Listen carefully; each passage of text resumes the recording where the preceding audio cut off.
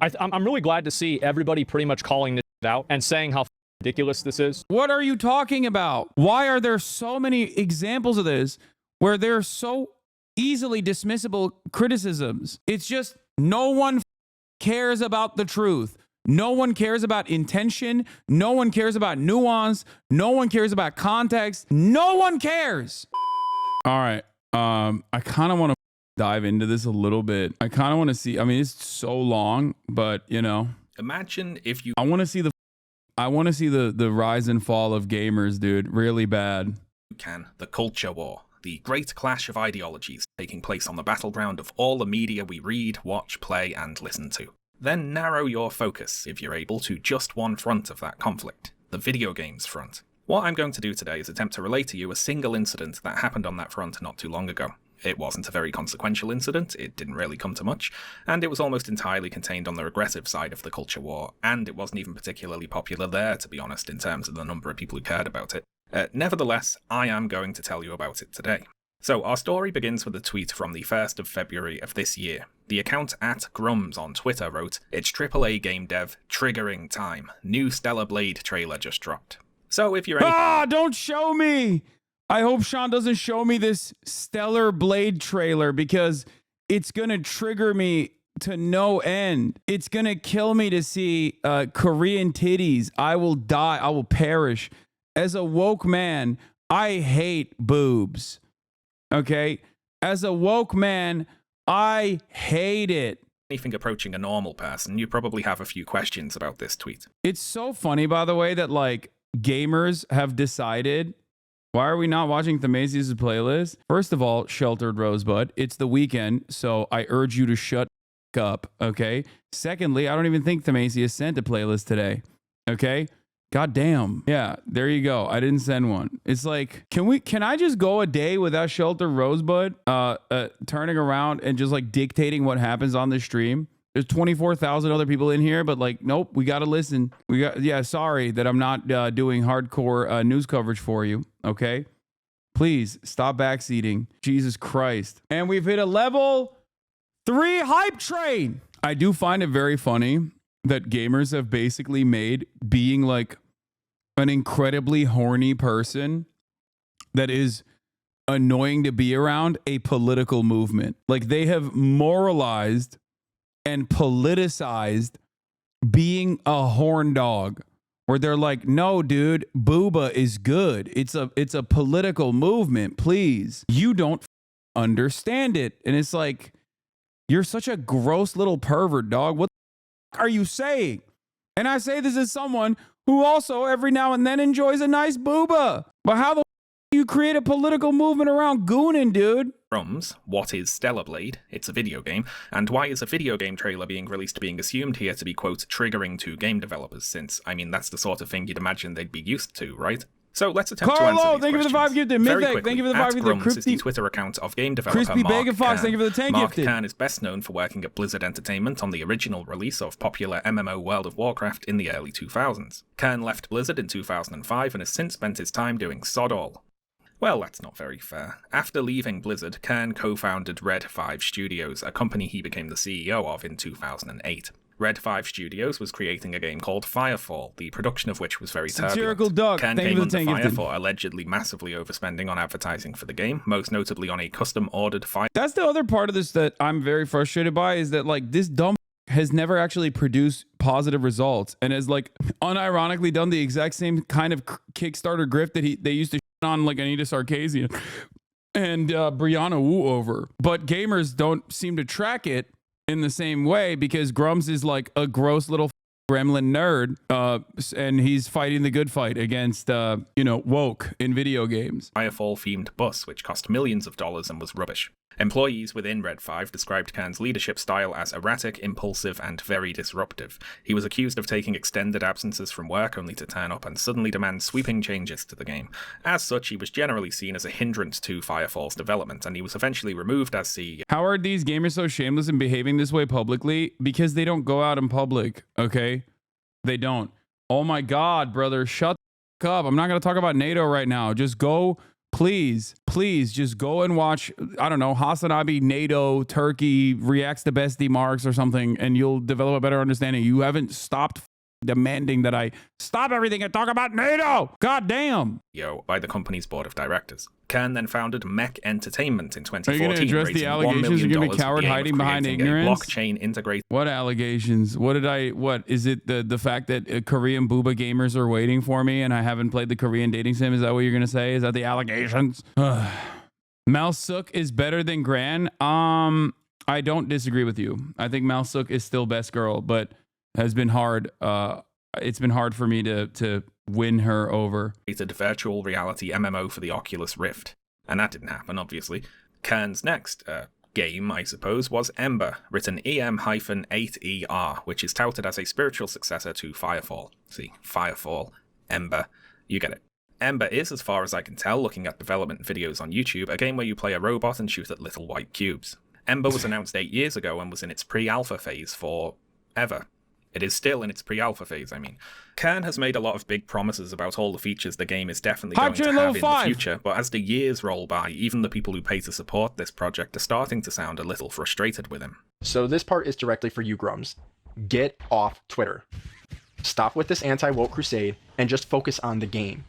If you want to prove everyone is wrong, then be quiet, hunker down, and make what you keep telling the world you're going to make. The top YouTube comment on one of these videos says that Ember, quote, is already running the exact same course as Firefall did back then, and for the same reasons. Ages of radio silence, change of gameplay focus, countless redesigns, lack of leadership, mismanagement of project funds. Both projects suffer from the same major problem. Mark Kern. Now this is what is so endlessly frustrating about the hypocrisy lovers out there. You know, people love to seek out hypocrisy, or maybe even in certain instances, hypocrisy might not exist, right? Against your ideological opponents. But like, this guy is literally responsible for the exact same type of that gamers are supposed to hate. And yet, because he is, on this horny crusade and can so easily create controversy by just simply pointing to the dumbest shit possible over and over again by being like, every game now sucks because there's black women in it, okay? Or this game sucks because Sweet Baby Inc. worked on putting black women in the game. So many gamers just like refuse to reckon with his own obvious hypocrisy here. That he is a failure of a developer and has grifted a shit ton of funders into believing that he was going to make an incredible video game that he never did. YouTuber in the clip there mentioned an anti-woke crusade from Mark Kern, which we'll get to in a second, but related to that, how do you get people to pay for a pre-alpha game which barely exists? Because people subscribe to support this game. The Ember website advertises founder packs which go up to $1,500 and which offer various in-game perks. And by in-game perks, I of course mean if and when the game actually exists. The exceeding majority of gamers don't know who Grums is, let's be real. I know, they don't, but they know Asmongold. And Asmongold always hypes up Grums. That's the problem. Like, a lot of people get their markers from this dip, and they basically will look to him as their North Star, as their guider, okay, throughout the stupid ass reactionary slant that so many goddamn oily gamers have gone through. It's so frustrating. Some of it is because 35-year-old men realize that gaming doesn't hit as hard as it once did when you were a baby and you didn't have bills to pay, okay? Others are understandable frustrations at the state of gaming now as a direct consequence of major companies, developers and publishers basically turning everything into EA. Okay, recreating the same cycle of FIFA over and over again, but for every other game.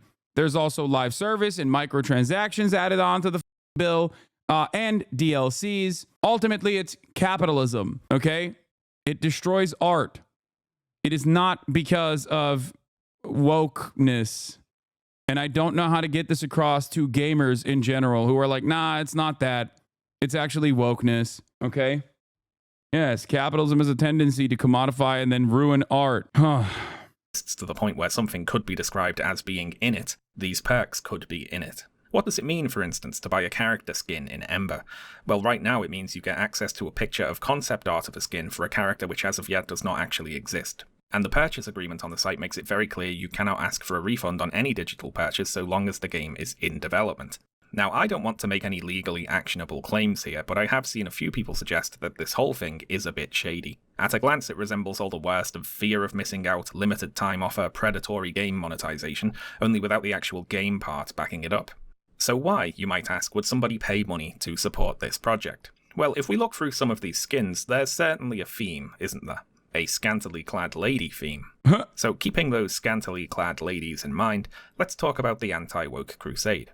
You see, Mark Kern is, to the apparent annoyance of the Ember fanbase, a very active Twitter user, having more than 200,000 followers, and he mainly complains about wokeness, DEI, SJWs, political correctness, or whatever they're calling it this week. For Kern and the anti-woke crowd, there's a battle going on for the soul of video games, you see. Everywhere they look, they see insidious attempts to insert racial and sexual minorities into video games. Not out of some altruistic desire to see wider representation in media, or even a profit-driven desire to market the game to more demographics, but a deliberately malicious attempt to ruin video games. They here can be a very wide variety of people, but it's mainly Western AAA game developers, many indie game developers, most video game publishers, video game distribution services, video game journalists, various video game journalism outlets, consultancy firms who work in the video game industry, woke gamers, and so on. All of those groups, they are part of the woke mind virus, and they're ruining video games by conspiring to put black characters in games and trans characters in games, and make all the beautiful ladies into ugly ladies. And why are they doing this, you might wonder? Well, without going on too long of a tangent, if you dig into it, you'll find the same old right-wing narrative about so-called cultural Marxists attempting to undermine society by eroding and destroying traditional standards of beauty. The only difference is when we talk about traditional standards of beauty today, we're not talking about classical art or architecture, we're talking about dead or alive beach volleyball. And it's interesting, isn't it, how once upon a time regressives saw video games as one example of the ugly modern degeneracy that was undermining culture, whereas for regressive gamers today, video games play the role of the culture they want to preserve against the ugly modern degeneracy. It's the exact same cultural Marxist script being run, but video games have swapped sides. Regardless, they being the people who make, publish, market, review, and play video games, are coming to destroy video games, and so video games must be defended. Now, in practice, this usually translates to throwing a tantrum anytime a video game with a character creator has pronoun on. One of my all-time takes was, how did we on Twitter across the board go from making fun of this guy to everyone actively becoming this guy? And it happened.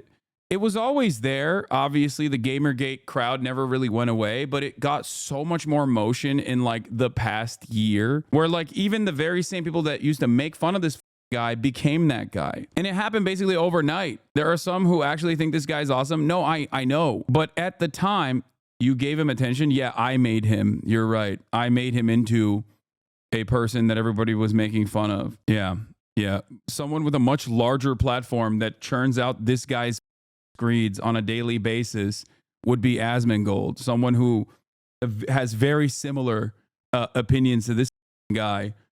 He's not even remotely responsible for this. It's me. I made fun of him with everybody else. I apologize for making fun of the Eggman options, but it also means supporting video games that come across to them as being anti-woke. And Stellar Blade from Korean developer Shift Up was flagged as a potential anti-woke game soon after it was announced, featuring as it does a protagonist who is a sexualized, conventionally attractive lady who wears a variety of skimpy outfits.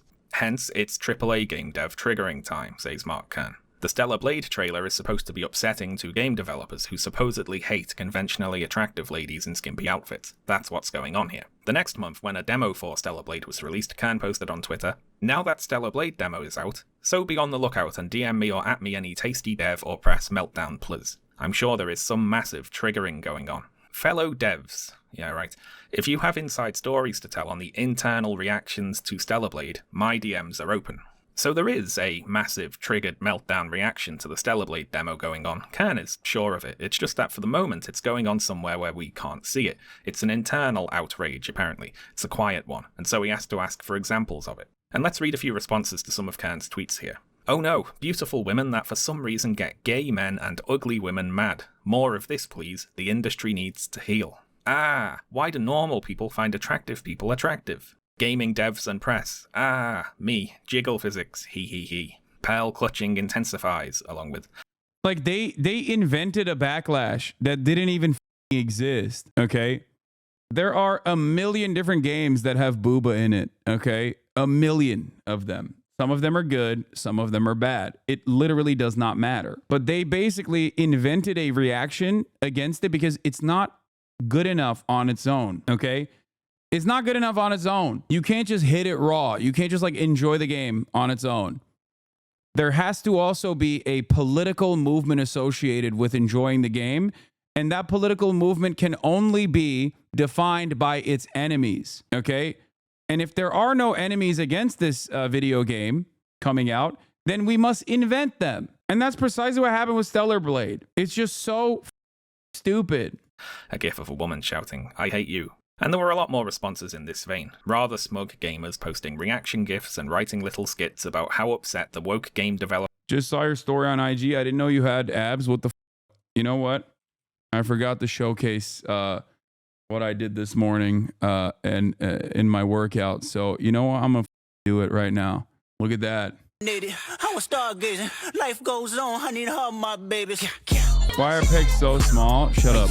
Couldn't try me in a tri-state. Also this. Yo, I was looking like one of those calisthenic guys. Holy your scapula or yes. You held that for a split second? No, I can do an L-sit for like 15 seconds. No, scapula are not the cum gutter things. No. Also, this is the fit pick for today. Anyway, let's get back to the gamers now after I showed you that brief moment. Don't read chat. They're going to be annoying. Do you feel like your lifting changed since Dr. Mike? I focus on eccentrics a lot more and making sure that it's definitely a slower eccentric when I'm working out. /journalist Mobar about Stellar Blade. You see, the gamer lads here see Stellar Blade's character designs as a political statement, one running counter to their characterization of how the so-called woke mob is trying to ruin games with diversity and ugliness and so on. So Stellar Blade to them represents a pushback against a perceived Puritan attempt to remove all the attractive sexy characters from video games.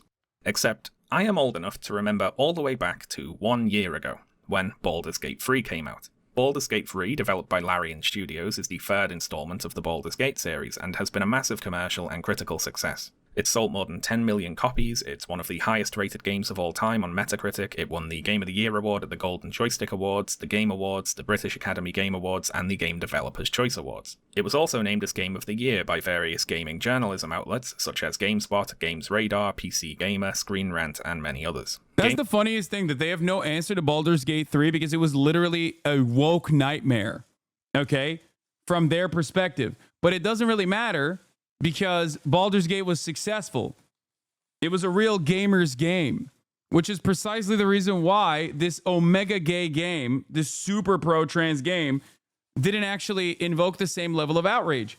Because these guys will look to bad games, okay, that are hastily put together by these corporations that just want to surf slop, and will say, oh, these games suck because of woke. No, those games don't suck because of woke, dumbass. Those games suck because corporations are hyper focusing on farming people as hard as they possibly can with nostalgia and all this other nonsense without actually offering any sort of like artistic integrity or artistic vision. Okay, that's it. When a game sucks, oh, it's because of woke. When a game is good, it's because they defeated woke. It's a very simple method. Ironically enough, there are a million different examples of video games that were seemingly woke on arrival, that these gamers, and not just like video games, but TV shows too, were seemingly woke on arrival, but actually got major box office success and real audiences that all of a sudden turned into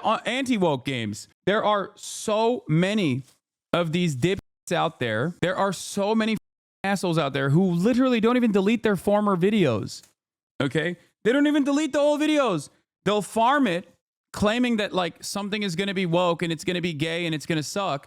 And then when people love it, they're like, oh, it's actually because it's not woke. And it's ironic because these are the people who say, why are you making everything political? They are the ones who make everything political and unbearable. Game developers and game journalists absolutely love Baldur's Gate 3. And Baldur's Gate 3 is horny as hell. To start with, I don't even know if I can show you the character creator from Baldur's Gate 3, but it's got options, let's say. Like, foreskin options. I myself have been playing through Baldur's Gate 3 recently and having a grand old time with it, playing a fancy little gnome bard, but I haven't really been pursuing the romantic or sexual options, and as such I didn't really have an idea of the extent of it. So instead I had to click through the IGN YouTube upload of the romance scenes in the game, which is more than 2 hours long, by the way, and I was red-faced and scandalized clicking through some of this. They do it. You see their bits. And there's everything. There's naked demon ladies and tentacled squid men. I think someone had it off with a bear at one point. They are going for it in Baldur's Gate, apparently. So we've got a seemingly extremely wide variety of romance options, and you can design your character to look however you like, be as attractive or unattractive as you want to be, and your party of conventionally attractive companions can be dressed, or undressed, or romanced by you, and all this raises a question, doesn't it? If so-called woke Western game developers and Puritan journalists supposedly hate sex and sexiness and attractiveness so much, why was this veritable orgy of a game so beloved by them? This would be the exact sort of thing that they're supposed to hate, right? But they think it's great, clearly, so what's going on here then? To attempt to answer this, let's first see if we can try to find any examples of any game developers or journalists actually being mad about Stellar Blade. As it turns out, Mark Kern's call for examples of Stellar Blade meltdowns netted one singular potential lead. A Twitter user replied to Kern on the 30th of March saying, "Take a look at IGN France." So let's take a look at IGN France. This page is a preview of Stellar Blade, talking about the pre-release demo of the game, which was posted on the 27th of March, in French, on the website IGN France. The writer of this article is on the whole very enthusiastic about nearly every aspect of Stellar Blade, praising the combat, the atmosphere, the soundtrack, and so on. The single exception is the main character, Eve's, character design, which he refers to as bland and likens to a doll sexualized by someone who has never seen a woman. Now I think this second point here is not really fair for a couple of reasons. Firstly, I'd say that it's a bit hasty to so definitively judge Eve's character design based off of playing a demo which only shows a very small part of the game. Also, it's a real person, and I was shocked when I found out it was a real person. And then, I had to do some investigations, okay? I had to personally investigate as a video game journalist who cares about the truth. And yes, it is a real Korean model. Game story, because it's possible that the full game would give some additional context to the character designs. It might not be all that likely, but it is possible, so I'd call this a bit of a rush to judgment, to be honest. The article compares Eve's design unfavourably to that of Bayonetta and 2B from Nier Automata, which are designs that I like and think work in the games that they're in, but you might not get the full context of why they work if you've only played a small demo segment of the game, right? So if I were writing this demo review, I'd probably have said something like, from what we can see in the demo, Eve seems bland, and hopefully the full game fleshes her out a bit more, something like that. Next, the doll sexualized by someone who's never seen a woman line could be read as a crack at the developers, and I don't really think it's all that fair to take a crack at the devs having not played the full game. I must say though, I don't think it actually is a serious crack at the devs, since the next paragraph of the review talks about the Korean model, Shin Jae-yoon, whose body scan served as the base for Eve's in-game model, so obviously the author knows the developers have seen a real woman. They're just describing Eve's design in a hyperbolic way. Still though, in isolation, this comes across as a bit prematurely rude, and IGN France apparently agreed with this because they later deleted the sexualized by someone who has never seen a woman sentence and apologized to the developers of Stellar Blade. So, you might be thinking, is that it? Is this the extent of the massive triggering that Mark Kern was so sure was going on? A single sentence from the French preview of the demo of Stellar Blade, which was otherwise very positive about the game and recommended it. Surely that's not going to be enough, right? If we're going to kick off a culture war battle about this, we're going to need a little more ammunition, aren't we? It's going to be hard to claim that journalists are trying to destroy Stellar Blade or something ridiculous like that if you only have one example and it's from someone who likes Stellar Blade. And it's going to be even harder to claim that journalists are biased against conventionally attractive characters in video games, considering the author of this piece spoke favourably about both Bayonetta and 2B from Nier Automata. They just called Eve's design. What's so insane about this is that it goes back to what I say all the time. Narrative is more important than the truth. Biased political actors with an ideological purpose have basically made millions of people online, millions of gamers online, believe in this false notion that devs actually hate sexy women. It is so frustrating. To draw a much larger point on this, it is so frustrating to see something so transparently incorrect, and yet it doesn't matter. No amount of evidence that you suggest to the contrary will shake people out of this stupor. Design bland by comparison. So surely this can't be enough, can it? Oh no, what's happened here then? It seems we've got some discourse to take a look at. So, where did all this come from? Well, later on the 30th of March, Mark Kern posted a tweet showing the offending sentence from the IGN France article, alongside a picture of the same woman mentioned in the article, who was scanned to provide Eve's character model, as well as a picture of the CEO of ShiftUp's wife, who also works at the company. So this is a classic gotcha, isn't it? The article says Eve is like a doll sexualized by someone who has never seen a woman. But look, here are some women who worked on the game, which contradicts that assessment. Very good. It is undercut somewhat, though, by the fact the IGN France article does talk about that Korean model in the very next paragraph, in fact, saying, quote, Shin Jae-yoon, the poor Korean model serving as the character's model, is lost under layers of clumsy plastic modifications that make her unrecognizable both in body and face. So this tweet from Mark Kern doesn't really work all that well on that front, does it? Eve was based on a real woman doesn't work as a retort to someone who acknowledges her design was based on a real woman, but dislikes it in part for not resembling that woman. In fact, this tweet only works as a retort if you specifically do not include the context that the IGN France article talks about Shin Jae-yoon, which Mark Kern, of course, does not. Now, many of these videos are just people reading out this tweet from Mark Kern and having a big old laugh about how IGN France doesn't know Eve is based on a real woman, which of course they do, because they talk about her. For people asking, is this what Gamergate was like? Yes. One statement from an article from a dude who is outwardly positive towards a game, taken out of context, is enough for this onslaught of right-wing grifters trying to farm desperate goddamn losers into clicking in their videos and getting angry about a thing that is not real. Gamergate was significantly worse than this because there's a whole litany of death threats associated with it too, but it's in the same vein basically. But these YouTubers don't know that because they didn't go and read the article. All they've seen of it is this one sentence from Mark Kern's tweet. This tweet by Grum seems to be going viral currently. It's at over 50,000 likes and almost 2 million views after a day. And that because it embarrasses IGN and two of the arguments they made. It says, so IGN calls the Stellar Blade protagonist a sexualized doll and says the creator has never seen a living woman. And after that, showcasing the not real doll, as IGN called her, and then the creator's wife, who's also simultaneously an artist on the team. So apparently IGN was too lazy to do even the most basic research on the game before publishing such disrespectful statements. And yes, so IGN calls Stellar Blade protagonist a sexualized doll and says the creator has never seen a living woman. So, as you see, IGN spreading lies, as of course the mainstream always does. And this is only going to get worse because of the left-wing lunatics that are out there. Because once again, there is no research or nothing being shown. This is why people are calling this out right now. Because it's quite literally a model. This is quite literally a real-life person this is based on. And I always find this to be kind of a stupid take because this is the model the game is based on, being motion captured here. It is very much based on real women. I don't know what I'm angry at. I don't know what makes me more angry. The fact that this kind of shit is kickstarted by like one dumbass, or the fact that so many people are susceptible to this kind of framing and get duped by a singular tweet. I don't know. I just like it.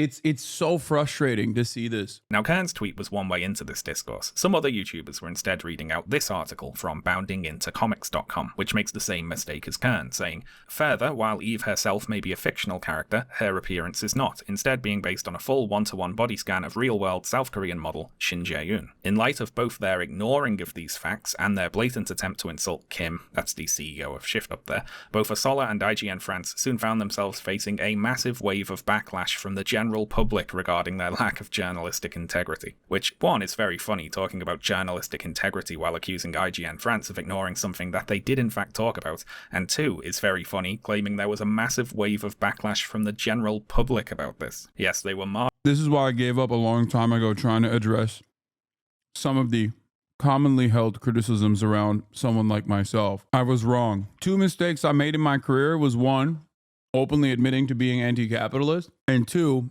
ever thinking that people actually gave a singular shit about the truth. Because for people, it's not about a genuine interest or intellectual curiosity or genuine interest in understanding what the reality is. It's simply people that want to have their suspicions confirmed. That's why in so many instances, you see people that are in this chat, okay, that will just straightforwardly refuse to listen to what I have to say. I'll literally be criticizing someone on screen, and in that very same moment, they'll be like, I bet you love this, Hasan. Yeah, I can tell you love this. I mean, we saw this during election night when so many people came in and were like, oh, I bet you're crying right now. And I was like, I'm not. I knew that this was going to happen. I said that this was going to happen. And I was already upset no matter who won. And yet people were just like, nah, you're seething. You're seething. Another example of this is like the famous case of when I was in Australia, having the time of my life, hanging out with my friends, not being online. And because I responded to someone in my Discord as, I'm going to kill myself, all right, which is, you know, classic response online. The very same people that say that on a daily basis were like, oh, he's literally going to commit suicide. He's like actually exhibiting suicidal ideation. And when I corrected the people where I was like, I had no clue this was happening online. I wasn't even online. People were like, nah, you're just lying. You're just lying, dog. Remember when you almost killed yourself because your view counts were down? It's like, no, I don't, because that's not a real thing. But it doesn't matter. It does not matter because the truth does not matter. What matters to a lot of people is how many YouTube essays we can make debating whether or not your favorite content creator has good vibes or not. The actual interpersonal relationship in that moment from 5-10 years ago is completely inconsequential. What is more important is the narrative that you can lead on Reddit. And people would openly rather just continue along with a falsehood than to actually understand what the truth is. And when faced with the direct evidence that their narrative is incorrect, they just double down on it. When I watched you debate that drama tuber looking for a video, I knew you were right, but disappointed you engaged with this guy who's clearly farming for a YouTube video. The guy had to take a break to watch his own YouTube video mid-debate for talking points, but I was still mad at you for engaging with the drama YouTuber. Yeah. Also, when that girl came up to you about Pepsi or whatever, people thought you were so triggered, but you weren't. Clip Chimps trying to make something more than it is. Yeah. People absolutely would rather have their own preconceived biases reinforced than to develop a better understanding of what the f is going on. That's it. Marching in the streets of Paris, weren't they, about this article? Do you hear the people sing? We demand IGN France acknowledge that Eve from Stellar Blade on the PS5 was based on Korean model Shin Jae-eun. Even though they did. Now, the third way that YouTubers got into this discourse was by copying each other's videos. Like, look, he's just nicked his thumbnail and all. Some of these videos were commentary videos, you see, and by commentary videos I of course mean they watched a video that someone else made and paused it occasionally and said, yeah. Yeah. And I always find this to be kind of a stupid take because this is the model the game is based on, being motion captured here. It is very much based on real women. That's big-time internet streamer Asmongold putting his personal touch on this discourse by sitting in the corner there and watching this other video on the channel Yellow Flash Productions, which covers both the tweet from Mark Kern and the article on boundingintocomics.com. The video of Asmongold's stream posted on the channel Asmongold TV got 8 layers of falsehood with something of no material importance whatsoever, by the way. Because the other side of the story is the patently unserious nature of this conversation. What if IGN actually was mad at the titties? Who cares? You know what I mean? Who cares? Even if it was 100% correct, even if Grums was absolutely correct that like they were seething, who gives a shit? Just play the game, dumbass. Why can't you just enjoy the game on its own? Why do you have to imagine some woke libtards being owned somewhere, okay? In France, of all places, too. You know, a nation state known for its unique approach to feminism in general. I think that a lot of these gamers would recognize that they are a lot closer to the average French person in their understanding of sexualized, fantasies than they think that they have disagreements on, okay? nearly 1 million views, more than 10 times the views of the video he was watching, but don't feel bad about that. Asmongold is just watching someone read out something someone else said about something they didn't do any research about. It is lazy bastards all the way down today. Lazy and liars as well. Let's take a look at a couple of these thumbnails. This one from the channel Mannix has a fake quote from an IGN Twitter account that says, in all caps, "Don't buy this game." This one also shows up in the thumbnails for videos on other channels, like these ones. There's also fake review scores in there, pretending IGN gave the game a score of 3 out of 10, which, I mean, it wasn't even out yet, and they hadn't reviewed it. They gave it a 7 when they did review it. The channel Dread Roberts has a video with a thumbnail that proclaims, "They want this game to die," in all caps, along with the quote, "She's a..." Like, this is so unserious, dude. Imagine. Is this the peak of your political movement? Like, even if this was real, even if IGN wanted this game to die, really? That's what you want to associate with on your deathbed? That's what you're going to remember? The conquest you engage in? The fact that it's not real and it's simply just like right-wing hysteria that people associated with and people just like ran along with makes it even worse. But also, even if this was a real thing, even if IGN actually had come out and was like, I hate this game, I hope it dies, treating this like your own personal 9/11 is just like, how bored are you? Or under the IGN logo, which, well, IGN didn't say that, of course. Even the IGN France article that criticised Eve's design was broadly positive about the other aspects of the game.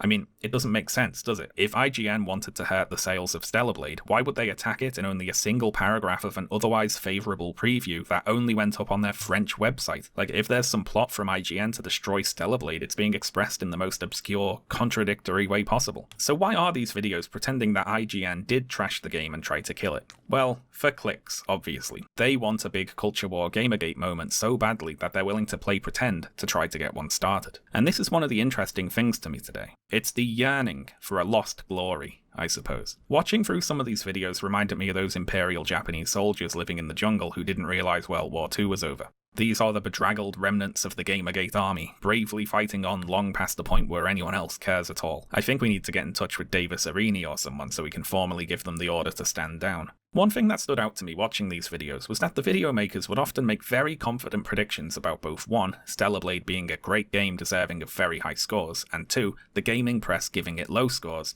when it does come out. Watching one of these videos, I heard a guy say he was sure Stellar Blade would get low review scores, quote, nothing close to the higher scores it deserves.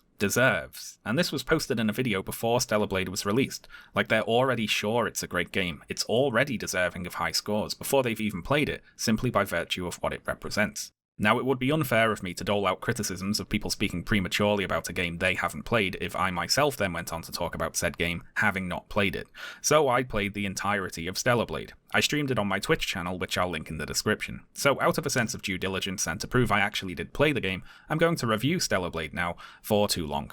We'll get to the character designs later on, but for now I'll say that whatever criticisms can be made about Eve's character design, there are other characters in Stellar Blade who deserve those same criticisms, but to a much greater degree. If Eve's design is a little uncanny valley, then at the bottom of the uncanny valley is opened up an uncanny sinkhole, which contains neotenous monsters like Kaya and Lily, who make Eve look positively pedestrian by comparison. I'll give a spoiler warning here for Stellar Blade, of course, and I also have to give a spoiler warning here for the 2017 game Nier Automata, for reasons that will become very apparent very quickly. So okay, Stellar Blade. If I had to sum up Stellar Blade in a single word, I'd say it is derivative. As an example here, let's start out by giving an overview of the basic premise of the story. So, in Stellar Blade, you play as an android on a post-apocalyptic Earth that was devastated in an ancient war between what you're told was humanity and a race of alien invaders. Launching from a base in orbit of the planet, your mission is to fight and defeat the invaders on behalf of a humanity that, unbeknownst to you, no longer exists. Now, anyone who's played Platinum Games' 2017 release Nier Automata will right now be saying, hang on a minute, isn't that just the plot of Nier Automata? And yes, it is. The plot of Stellar Blade is strikingly similar to the plot of Nier Automata. The only difference is in the twist, really. In Nier, the twist is that the humanity you're fighting for is extinct, whereas in Stellar Blade, it's that the humanity you're fighting for actually turned into the monsters that you're fighting. So, it's not exactly the same, but it does give big, can I copy your homework vibes. Being kind, we'll say it took very heavy inspiration. Oh wow, I can't believe we both spoiled a video game that you're never gonna play, and also another video game that is a classic that has been around for almost a decade. Shut up. The story and world and many elements of the general design and gameplay and music especially are very derivative of Nier Automata, but Stellar Blade also borrowed from other places. The combat system takes inspiration from the likes of Sekiro and God of War. It's got the Souls-like enemy respawn mechanic. There are horror-styled sections that are trying to be like a Dead Space or a Resident Evil. There's a bit where you climb up a train car as it's falling off a cliff, which is literally just the first level of Uncharted 2. The last human city on this post-apocalyptic Earth is called Zion. Like in The Matrix, you might say, but no, this Zion is spelled with an X, so it's different. The people of Zion look up to an old, wise robot leader called Oracle. Kind of like the Oracle in The Matrix, you might say, but no, this is Oracle with no E, so it's different. The android residents of Zion are being stored in a bunch of pods to save power, so they're not generating power, they're in the pods to save power. So again, it's not exactly like The Matrix, but it is heavily reminiscent of The Matrix, yes. Now, there's nothing wrong with taking inspiration from other media, of course. Lots of great games wear their inspirations openly, but the problem with Stellar Blade is that it takes all of this stuff and smushes it together and then doesn't really do anything interesting with it. While a lot of the individual elements of Stellar Blade are fine by themselves, they don't ever really come together.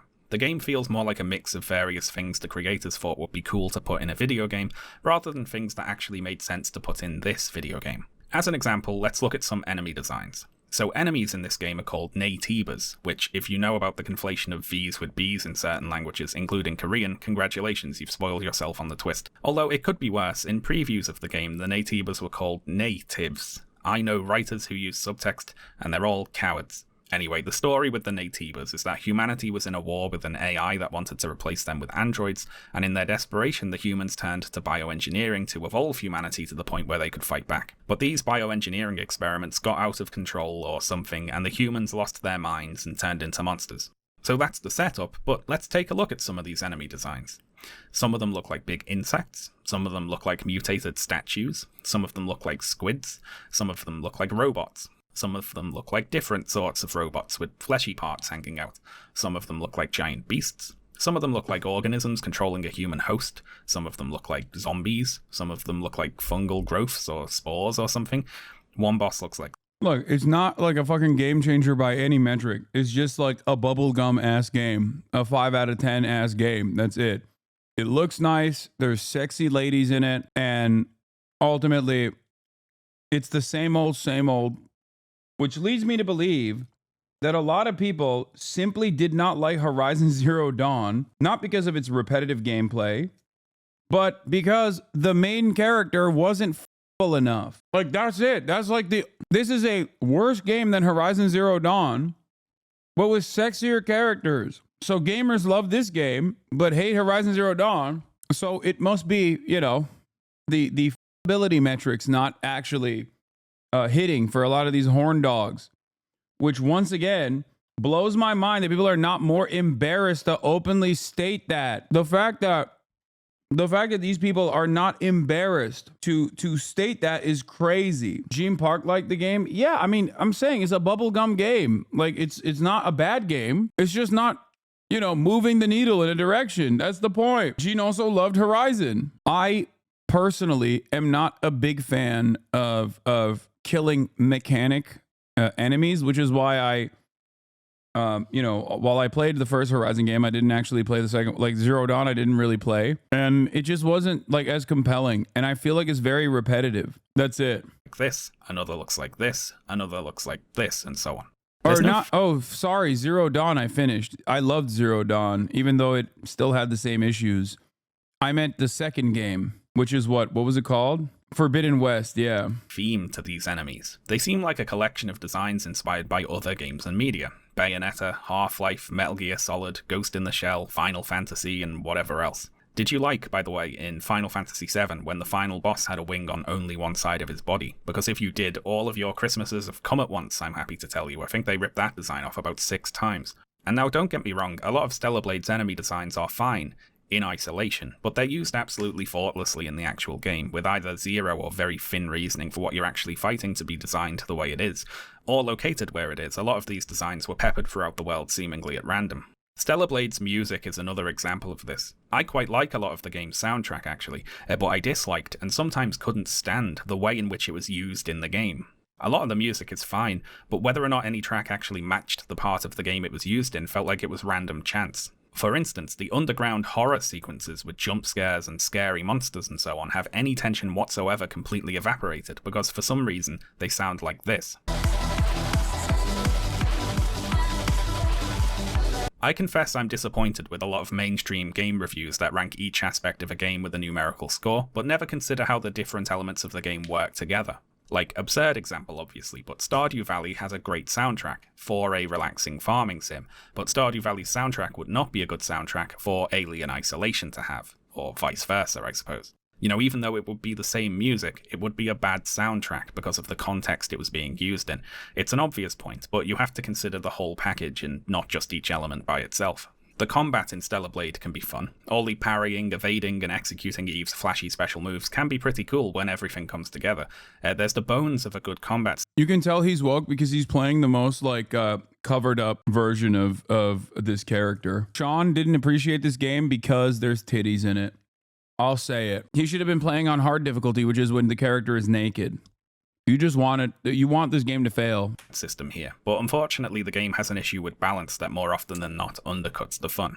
The problem is the game has a very flat difficulty curve. Enemies at the beginning of the game are mechanically just as hard as enemies at the end, and there isn't really much difference between fighting any of the bosses in terms of skill either.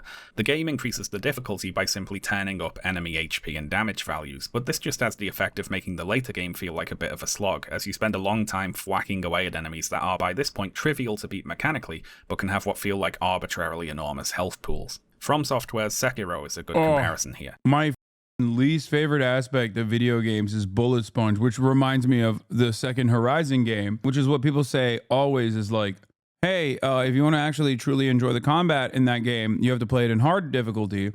And when you turn it into hard difficulty, it just doesn't improve the AI. It doesn't make the battles tougher.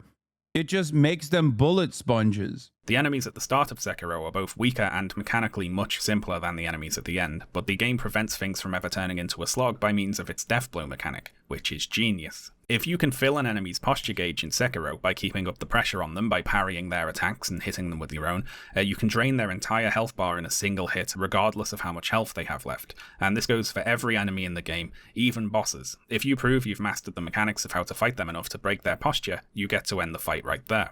I mentioned Sekiro's posture mechanic here because they put a superficially similar system in Stellar Blade. The posture bar is replaced with these little balance pips under the enemy health pool. This is why Sekiro will forever remain one of the greatest games of all time. Also, I've reconsidered my stance against Shaun. Clearly, he's playing the sexy bunny costume in this one. I'm afraid I judged him too early. It seems he is a man of taste, and it seems like he's not woke and giving an honest assessment. Hitting enemies with certain abilities or executing perfect parries will take away one of these pips, and once you deplete them all, you can execute a flashy special move similar to Sekiro's Death Blow, only here, instead of killing the enemy outright, it does a rather underwhelming amount of damage. I felt a little deflated every time I managed to pull one of these off against a boss. You go to all that effort. I'm back into thinking that he's actually woke and not being fair in his assessment, considering the outfit of this character that he's utilizing. Once again, I'm back on the he's woke and he wants this game to fail train. Focusing on parrying and whittling away their balance, and you're rewarded with a big flashy attack animation that ends up not really doing all that much. Feeling that my efforts to actually engage with the game's combat mechanics weren't really being appreciated, I ended up beating many bosses by mindlessly spamming Eve's special moves over and over, because why not? Eve has a fancy combat mode she can shift into, similar to God of War's Spartan Rage, where she gains access to a new moveset as well. Yeah, he's back to critiquing in bad faith. He's so hard to pin down, which only leads me to believe that, lo and behold, he was always woke the entire time and was critiquing in bad faith. And the only reason why he peppered in a naked version was because he wanted to, draw you off the scent. Yeah. Look at that. Surprise. I was right all along when I first came into this conversation without playing the video game at all. I had already made up my mind. And it turns out I figured out another way to, confirm my previously held positions without changing them. What I just described to you right here is an analogy to exactly how these guys operate. Do you understand? Naked woman, I like. Very good. Clothed up women, I don't like. Seems like this guy is woke. Ultimately, though, I arrived at this conclusion without even playing the game, and I actually don't even care about playing the game at all. I would much rather enjoy the discourse surrounding the game, and I have already made up my mind about these woke libtards, including Shaun. That's how people operate. That's just it. No one has any real interest in having a normal conversation. No one has any real interest in changing their minds, changing their previously held positions. It is very frustrating. As well as growing a single wing on one side of her body, fancy that. The spin move she can do in this form has a knockback effect that prevents enemies from countering, so you can just press that over and over with no way for whatever you're fighting to ever do anything back to you. It feels like they made the more mechanically interesting and engaging elements of the combat give low gameplay rewards, whereas mindless repetitive spam is much more consistently rewarded. There are conflicting design influences here that work against each other. Stellar Blade feels like it's trying to be a little bit like Sekiro and a little bit like God of War and a little bit like Nier Automata and Bayonetta and Dead Space and so on, and all the different systems can end up getting in the way of each other. I will say though that when the Stellar Blade developers were looking at other game franchises for things to borrow, I wish that they'd also borrowed some character traits for their characters to have. The main character and the subject of all the fake outrage today is Eve, who is a blank slate with the emphasis on blank. Eve is exceptionally one-dimensional. Her only major motivation is to complete the mission she was assigned, and as far as I can tell, there aren't any interesting reasons for her to want to be doing that. She isn't trying to prove herself, she doesn't desire to be seen in a certain way, she isn't devoting herself to the mission to compensate for something else, she just has been given a mission, and so is going to do it, because that's her job. Eve doesn't really have a sense of humour, and she doesn't engage much with the world beyond the extent she needs to in order to accomplish whatever her task is at that moment. Beyond wanting to complete the mission, as far as other character traits for Eve go, after playing through the whole story, all I've got is that she doesn't like swimming, she often complains about having to go in water, and she seems to like collecting the various collectible cans hidden throughout the game's levels. And that's it. It's pretty thin for a main character there. Or is it? You're not going to address your goat's pathological lying? Yes. I will not be addressing bad faith critiques that are coming from a position of white supremacy, okay? If you say my goat, James, LeBron James, la deity, la god, la inventor of basketball is a serial liar, you are a racist, okay? That's it. We are in the process of going through how one singular Twitter thread can actually cause so much commotion amongst people who are already primed to hate one another, okay? Who are already primed to hate a certain position.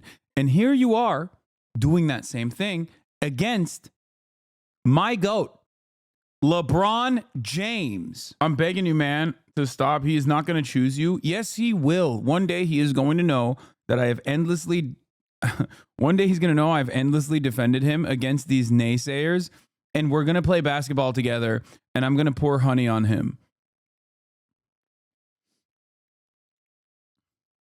I mean, a main character doesn't necessarily have to be... Your goat is washed? Okay, this is objectively false. Like, what do you mean my goat is washed? Like, get the out of here, dude. Come on.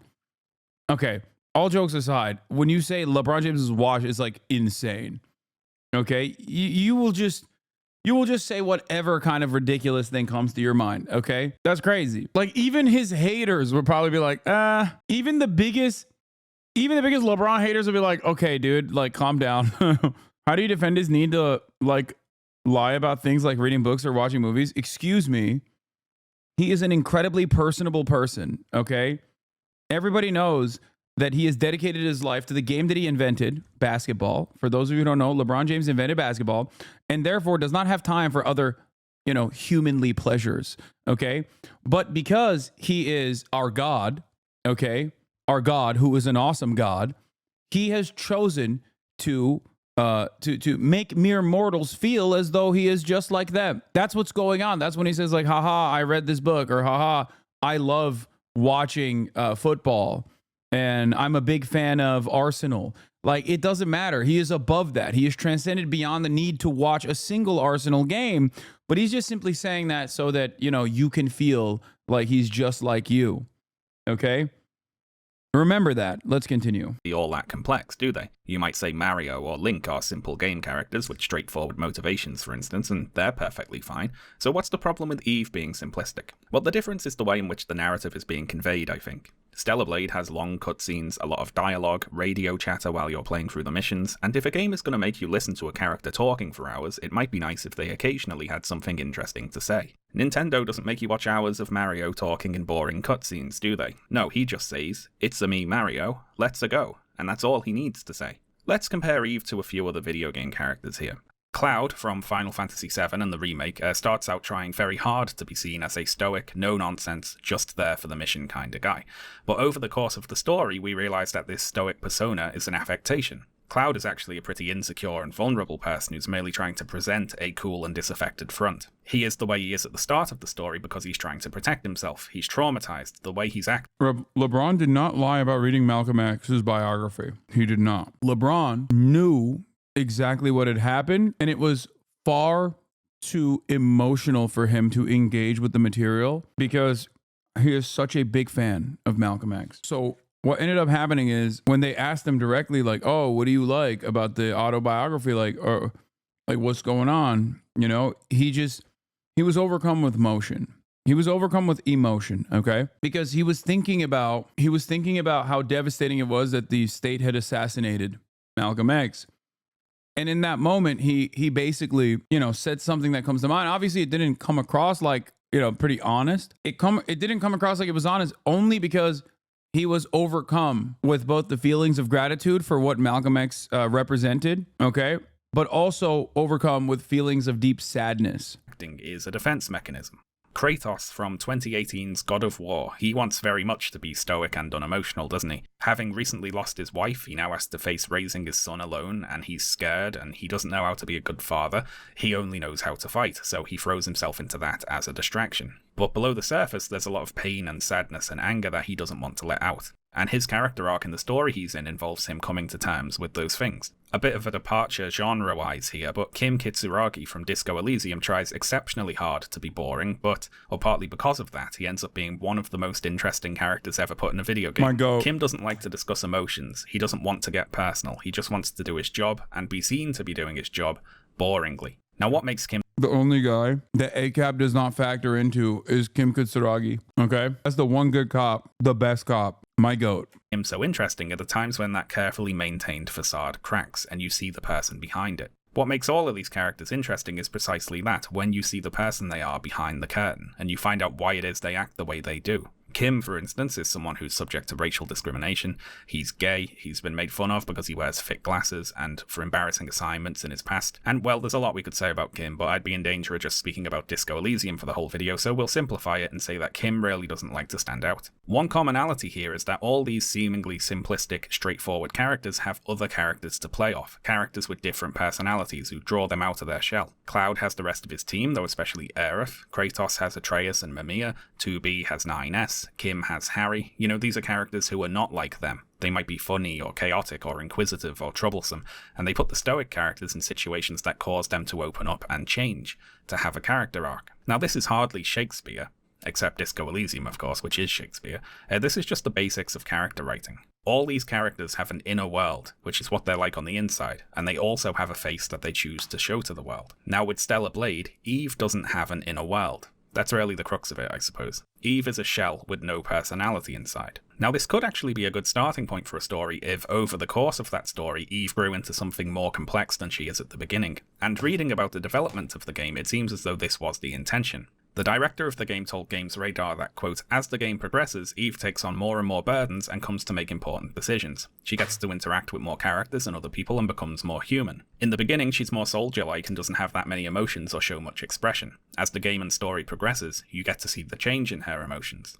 And while this is a fine intention, it did not, for whatever reason, actually come across in the final product. Eve does not change over the course of the story. She's pretty much the same person the whole way through, regardless of what happens to her. Even the reveal that everything she thinks she knows about the world is a lie, and that the leader of her society has been manipulating her and everyone she knows, and that she is in fact not a human and is an android, and all the monsters she's been killing are actually the real humans, all that hits her like, what's the opposite of a ton of bricks? A single feather, I suppose. She just goes, oh well, alright, fair enough. May as well carry on and finish the game, I suppose. Then again, even if Eve had some hidden depth to her personality, even if there was something to be drawn out or developed in the course of her interactions with other characters, we would likely never see it, because her main companion is Adam, who is so wooden and boring himself he makes Eve seem like a party clown. It's Adam who controls the little robot that follows Eve around and performs long-range attacks for her in combat, in another heavy nod to Nier Automata, and the vast majority of his dialogue consists of him saying things like, we need to find a way to open that door. And yes, Adam and Eve, literally.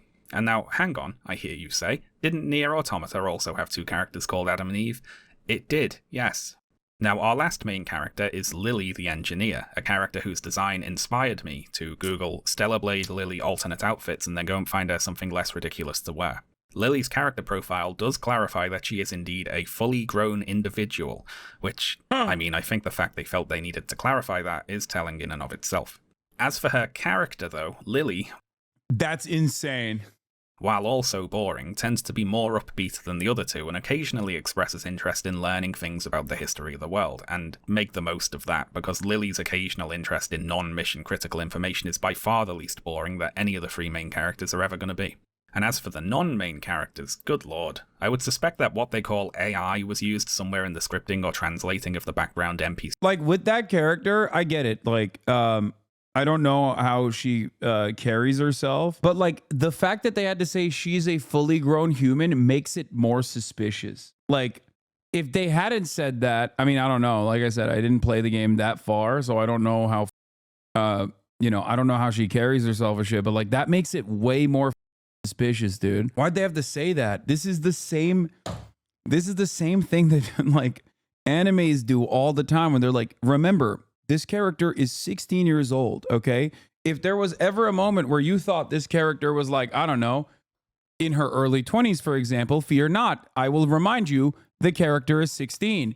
Or sometimes, my other favorite thing that they do is when they say, the character is 17, on the verge of her birthday. On the eve of her 18th birthday, the character is actually, you might accidentally think Zelda is actually an 18-year-old of age. Let me remind you, she is not. She is 17.9, and it's like, why did you just not make her 20? This makes no sense. It's either very clear, like, there's no normal here, okay? It's either very clearly a full-grown adult woman that they keep reminding people is actually 16, or very clearly a baby, like an actual goo-goo gaga baby that looks like they're goo-goo gagaing, but then they tell you this is actually a 5,000-year-old dragon and nothing in between. Why? See dialogue in the game. The main story script at least seems like it's had a glance over by an actual human, but the bulk of the background NPC and side quest dialogue strays into the nonsensical. And that isn't an exaggeration from me there. I mean, it often literally makes no sense whatsoever. Like, I guess with Zelda, I understand, because, like, she's not supposed to be sexualized. You can't stop people from doing it regardless. But, you know, the example that I'm referencing remains in every story. Joel, lovely to meet you. You don't seem very likable. All right. You're pretty sharp. Oh, I do like this, Angel. You really are my favorite customer. Now, I don't want to be too unfair. Writing for video games can be very hard, of course. Thanks to reasons the writers often have no control over, segments of the game can be shifted around or cut entirely, and all of a sudden the story you wrote that made sense previously does not make sense anymore. At this point, you can either do a bunch of rewriting. I have a cringe admission. This might piss people off. I didn't play Dragon Age Veilguard specifically because I saw a lot of people rail on the cringe Marvel Cinematic Universe writing, and I could not get myself to actually play the game for that reason. I saw it and it was like immediately I was like, nope, I'm done. I'm not touching it. It was better than what we just saw here. I mean, everything is what we just saw here seems like AI wrote it. Okay. Writing, or say sod it and just release the game. And obviously the writers aren't always in control of that process. And playing Stellar Blade at this stage, all it takes for me to get lasered into orbit is someone going, well, that just happened. If that happens at any point in any game, it could be a 10 out of 10 production. Okay, it could be Sekiro. If I saw that, I'd be like, I'm out. Well, that just happened. Oh my God, it like lasers my mind. It lasers my mind. Same principle with the Ryan Reynolds movie, remember? It's a lightsaber, dude. When I see that, I'm like, oh my God. So I just did a thing. Huh, he's right behind me, isn't he? I cannot stand those singular bars. I hate it so much. You're such a hater. Dude, I think it's such lazy writing. It's such lazy ass writing, dude. Oh yeah, another one. Oh, that's gonna leave a mark. I hate it so much that I don't even like it when it's like referential in a critical way. Okay, it causes me to immediately think of the product less. Like it causes me to think of the product as like a worse overall product. Yeah, that will hurt in the morning. Another one. Nobody. Just me? Okay. Blade, you can tell that the story making sense wasn't really a priority in development. As a small but telling example here, in one mission, Adam, your usual drone operator, is busy, so his duties are taken over by Lily. She pilots the drone and gives mission support to Eve without comment from either of them about Lily's another one. Guys, a little help over here? Piloting of the drone being especially unusual.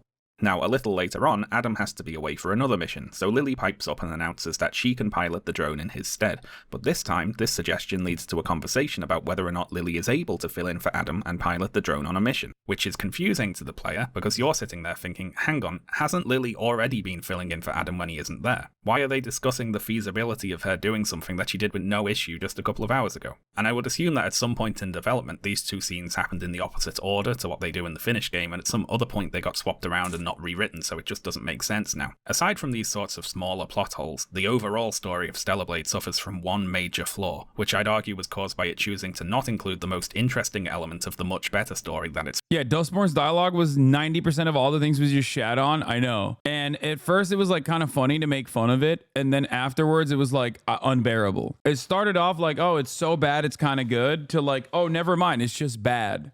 It turned into never mind, it's just bad. That's it. It's just lazy ass writing. I hate it. I can't stand it. And I just, you know, I don't know. It's ripping off. And that flaw is the Naytibas, the enemies in the game. They are very boring in a narrative sense. I've recently been streaming the Elden Ring DLC, Shadow of the Erd Tree, and playing that right after Stellar Blade has me notice. Your haters are insane that they literally created a whole ass website that tried to debunk you. Also, the dude that created the website created a 10-hour video collecting criticism from haters that criticize you. Brother, remember what I said about narrative? Why you hate Jews and like communism? Remember what I said about narrative overcoming truth? There's a lot of people who would rather massage the narrative in a way for people to just never encounter me. Okay, in the wild on their own with a crumb of charitability. That's it. Judge me by my enemies, dude. There's also 11 hours of anti-Hasan vids, mental illness. Yeah. If you don't understand, brother, 11 hours of anti-Hasan videos. Like, am I Adolf Hitler? Like, what are you, insane? I can't think of a single person. I can't even think of an 11-hour hater video on Destiny, you know? Like, that's crazy. To sing a lot of points of comparison. One interesting thing was that in certain dungeons in that game, there are enemies which are these stone golem blacksmith things, and also enemies which are these little lava slime things. And in certain places, before they notice you, you can see the golems gently petting the slimes. And it might seem like a small thing, but seeing a golem petting a slime was literally more interesting than everything I ever saw all of the Naytiba enemies do in Stellar Blade put together.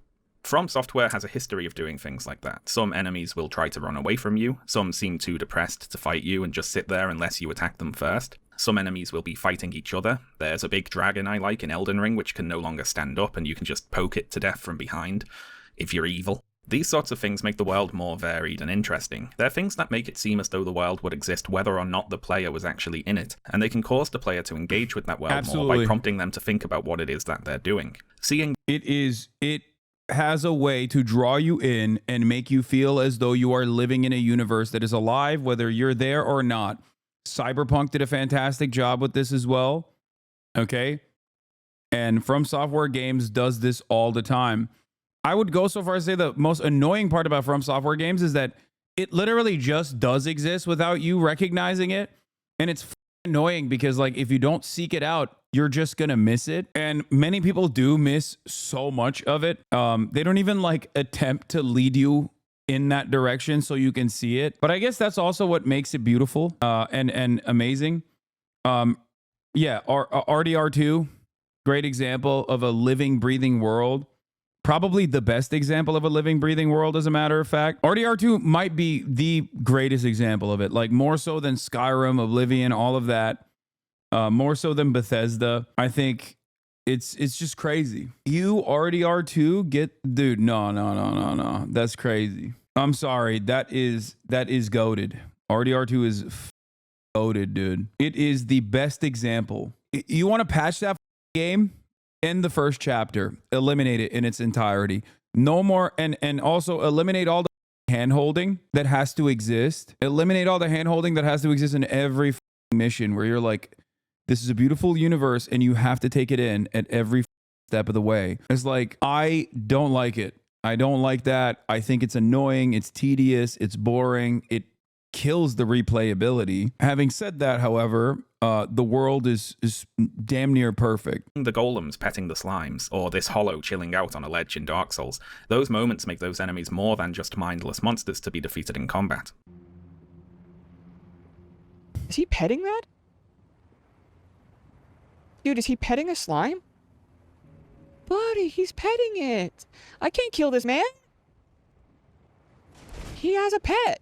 Now, I'm not saying this is necessarily the right way to do things, to be clear. Everything I'm saying right now is dependent upon the type of game that's being made and what the creators want the player's relationship to its enemies to be. You can have a game with mindless inhuman enemies if you want, that's fine, but Stellar Blade, in its cutscenes and in its dialogue, is trying to ask questions about what it means to be human, so it seems like a big missed opportunity to have all the enemies in the game act so relentlessly inhuman. The reveal that the Naytibas were indeed once humans is treated as though it is important, as though you're supposed to have some thoughts or feelings about it. But the fact that every regular Naytiba enemy you meet is mindlessly aggressive and has no personality really undercuts the twist, because all the Naytibas do is immediately try to bash your head in. Elden Ring seems like a bad example of that. It's hardly a living, breathing world. If you don't think Elden Ring is a living, breathing world, you haven't paid attention. Especially for the type of game it is, because it's not like a narrative-focused game, obviously. Many people don't even... I would say that the majority of people that finish Elden Ring don't even understand the narrative. I myself don't even fully understand the narrative. Okay? But in spite of that, in spite of the lack of focus on the story in and of itself, it very clearly is a world that is alive with or without you in it. And I mean, I think Shaun did a great example. Shaun demonstrated it with a great example. I think the only reason why people don't understand that Elden Ring and many From Software games have a living, breathing world is because From Software will never, even at gunpoint, never put guardrails on their narrative. Ever. Okay? They will literally, you could kill them. They're barely going to put a map in there. Okay? Talk for yourself. I watched around 30 hours worth of Elden Ring lore videos just to come out with more questions. Bloodborne was my first interaction with From Software, and I was immediately captivated by it. I could not understand that so much of the lore was densely packed into item descriptions. Okay? I never thought that I didn't say Bloodworm, I said Bloodborne. Did I say, you guys heard Bloodworm, I said Bloodborne. Anyway, I never thought that I would have to read endless hours of FAQs to basically, like endless hours of walkthroughs to basically figure out how to play the game right. And it was awesome. And I've never seen them do anything else, so who cares? You know, whether they are actually alien invaders or they are former humans, it doesn't actually matter, right? As regards you fighting them anyway. All they try to do is kill you, so whatever. It's as though Stellar Blade is expecting me to care about the concept of humanity in an exclusively biological sense, rather than in the sense of the qualities that make... If you have to watch YouTube videos to understand a game story, the game failed. I disagree. I mean, I think it's the maxed out version. It's the maxed out version of show, don't tell. It's not even show, don't tell, actually. It's basically don't show, don't tell, make people search it, make people seek it out. Genuinely, this is a symptom of marble brain for a decade. Make one a human. That the Naytibas were once biologically human is not really that meaningful if they don't have the ability to express the qualities of humanity. To imagine a different story, what if in Stellar Blade you played an android who had been indoctrinated with a bunch of lies about how Naytibas are all mindless alien monsters who need to be exterminated, and you get sent to Earth to do that, and then you start seeing Naytibas who are not like that, maybe doing things that mindless monsters shouldn't be doing, like communicating or forming factions. Marvel hate jerk is strong? Yes, because it's bubblegum, dude. You can just sit through it without ever having a new thought, a unique emotion ever. Okay? And there's a place for that. There is a place for that. It's great. I'm not discounting it, okay?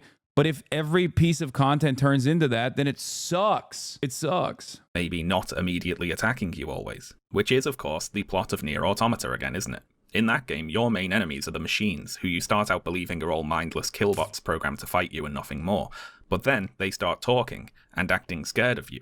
And the two android characters, 2B and 9S, have to reassure each other that the machines do not have minds or personalities, that they're just saying random words, that they don't have feelings, so you don't have to worry about killing them. But of course... For the record, I do want to point to something that a chatter said. That's why a chatter made a cyberpunk take.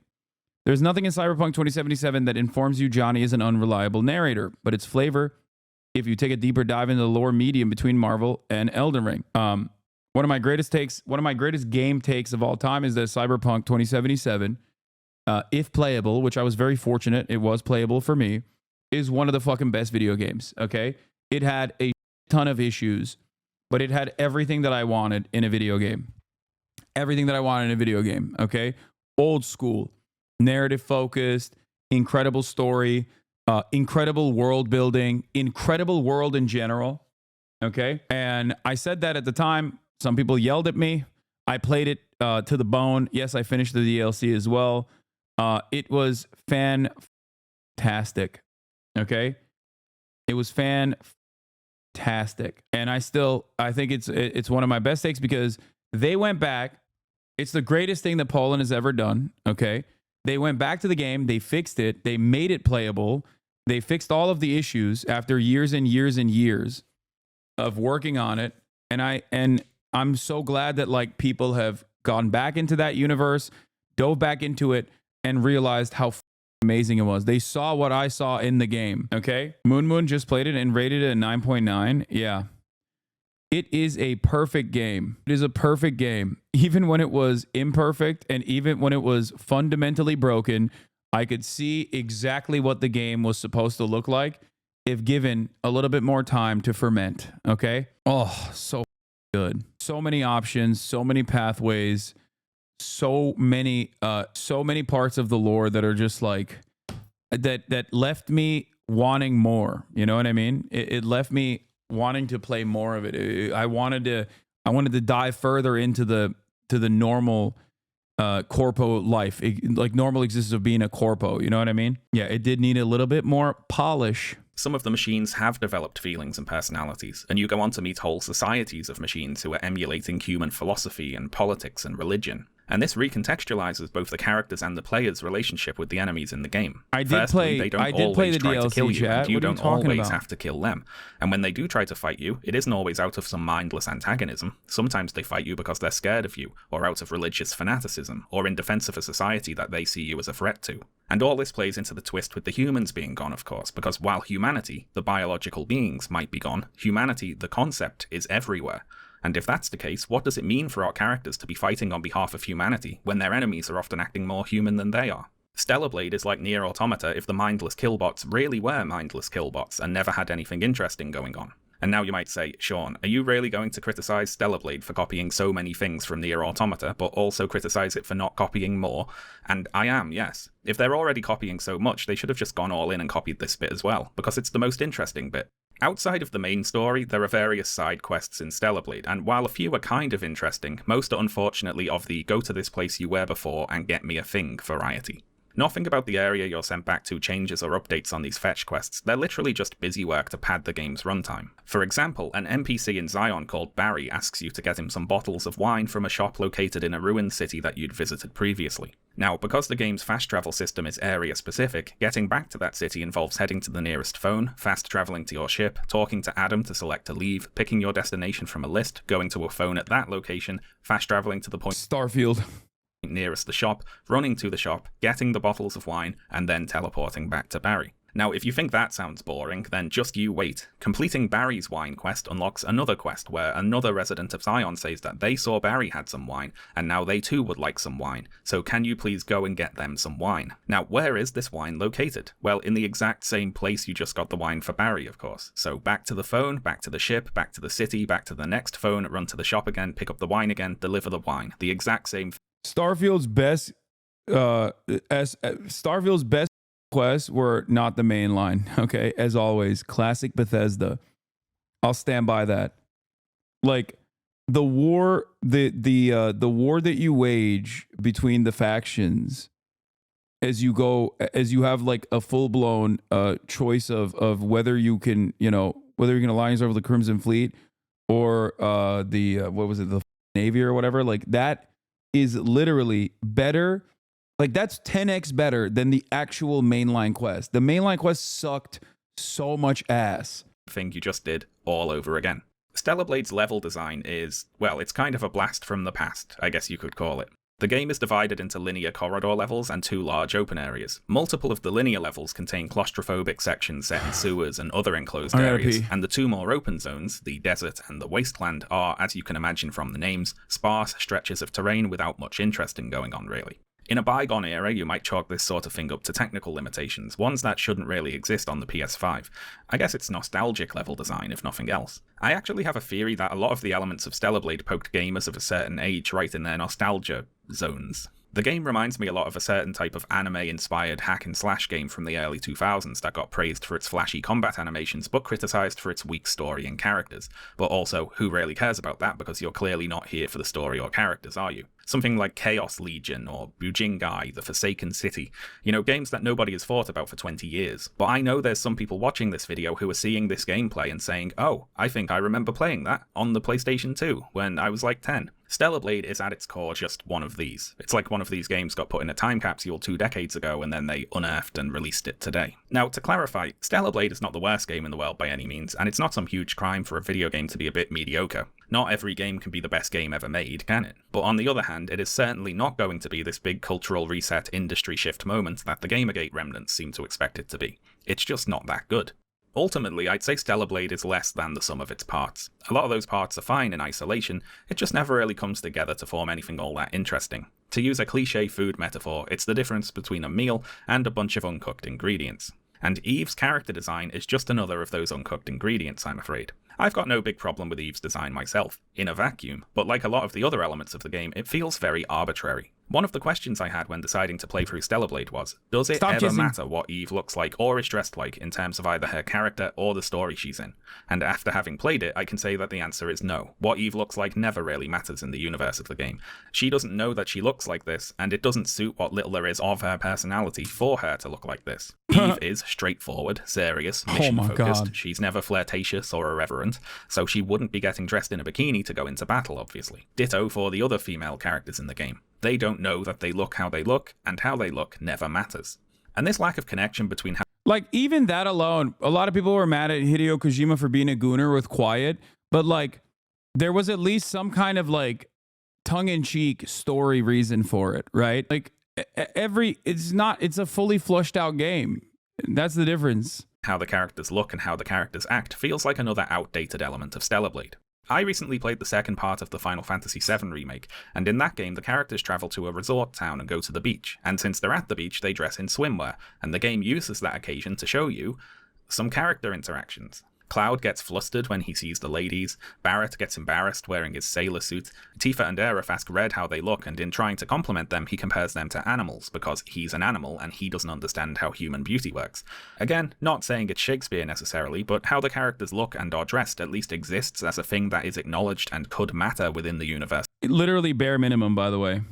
Of the game. How the characters are dressed is being used as a way to show the audience more about them. Yeah, Metal Gear Solid 5 was not fully fleshed out. I know, chat. Well, you think I don't know that I'm the #1 Kojimbo dick rider, and even then, a non-fleshed out, forced video game that ends up literally having a second act that is a copy paste of the first one is still infinitely better than this. Well, not this, but infinitely better than Stellar Blade. That's the point. Their personalities.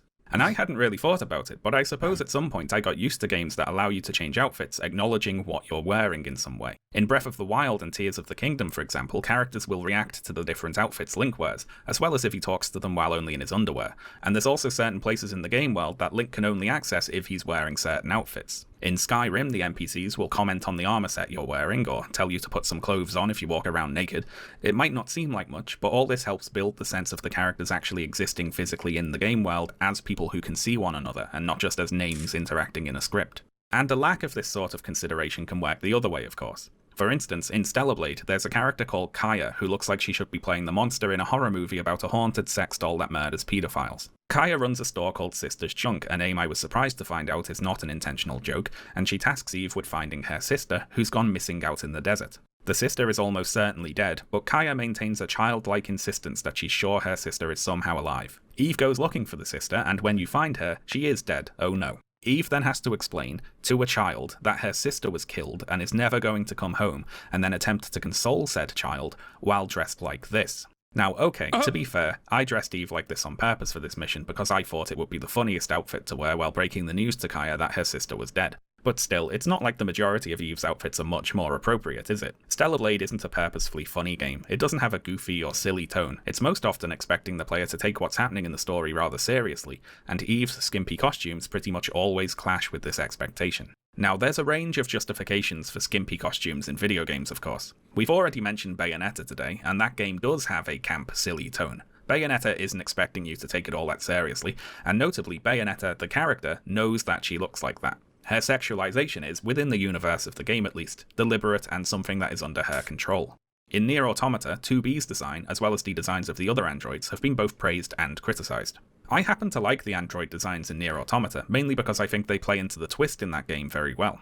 The androids look like these particular idealized versions of humans. Yeah, he likes it because he's horny. I mean, that's it.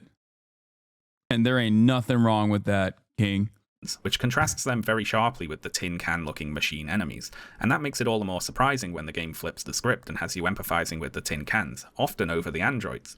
The androids might look like humans, but it's the tin can machines talking about human concepts like love and reproduction and raising young, and there's an early game machine boss which is obsessed with looks and making herself more beautiful. It's a fun reversal of what you might expect just looking at the character designs. Of course, as well as the more defensible instances of skimpy outfits in games, we also have the ones at the bottom end of the scale. Now, one of these for me is Quiet from Metal Gear Solid 5. You better not be fucking coming after Kojimbo, dude. The silent and nearly naked sniper lady who goes out of her way to awkwardly shove her ass in your face when you're riding in the helicopter with her like she's a cat in heat or something. Although Hideo Kojima made a memorable assurance that Quiet's design made perfect sense, this turned out to be a rather arbitrary need for her to photosynthesize. But once you recognize the secret reason for her exposure, you will be ashamed. You will feel ashamed of your word and deeds.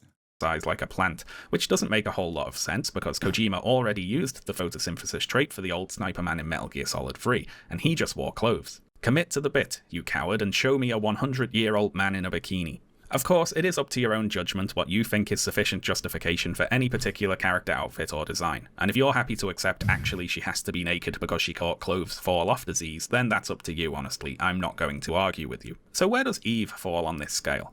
Well, with Eve, there's no real attempt to ever justify or even address at all how she looks. Eve herself is a sexless character, who exists in a largely sexless world. What she looks like is arbitrary. Eve's character design is almost completely divorced from any other aspect of the game.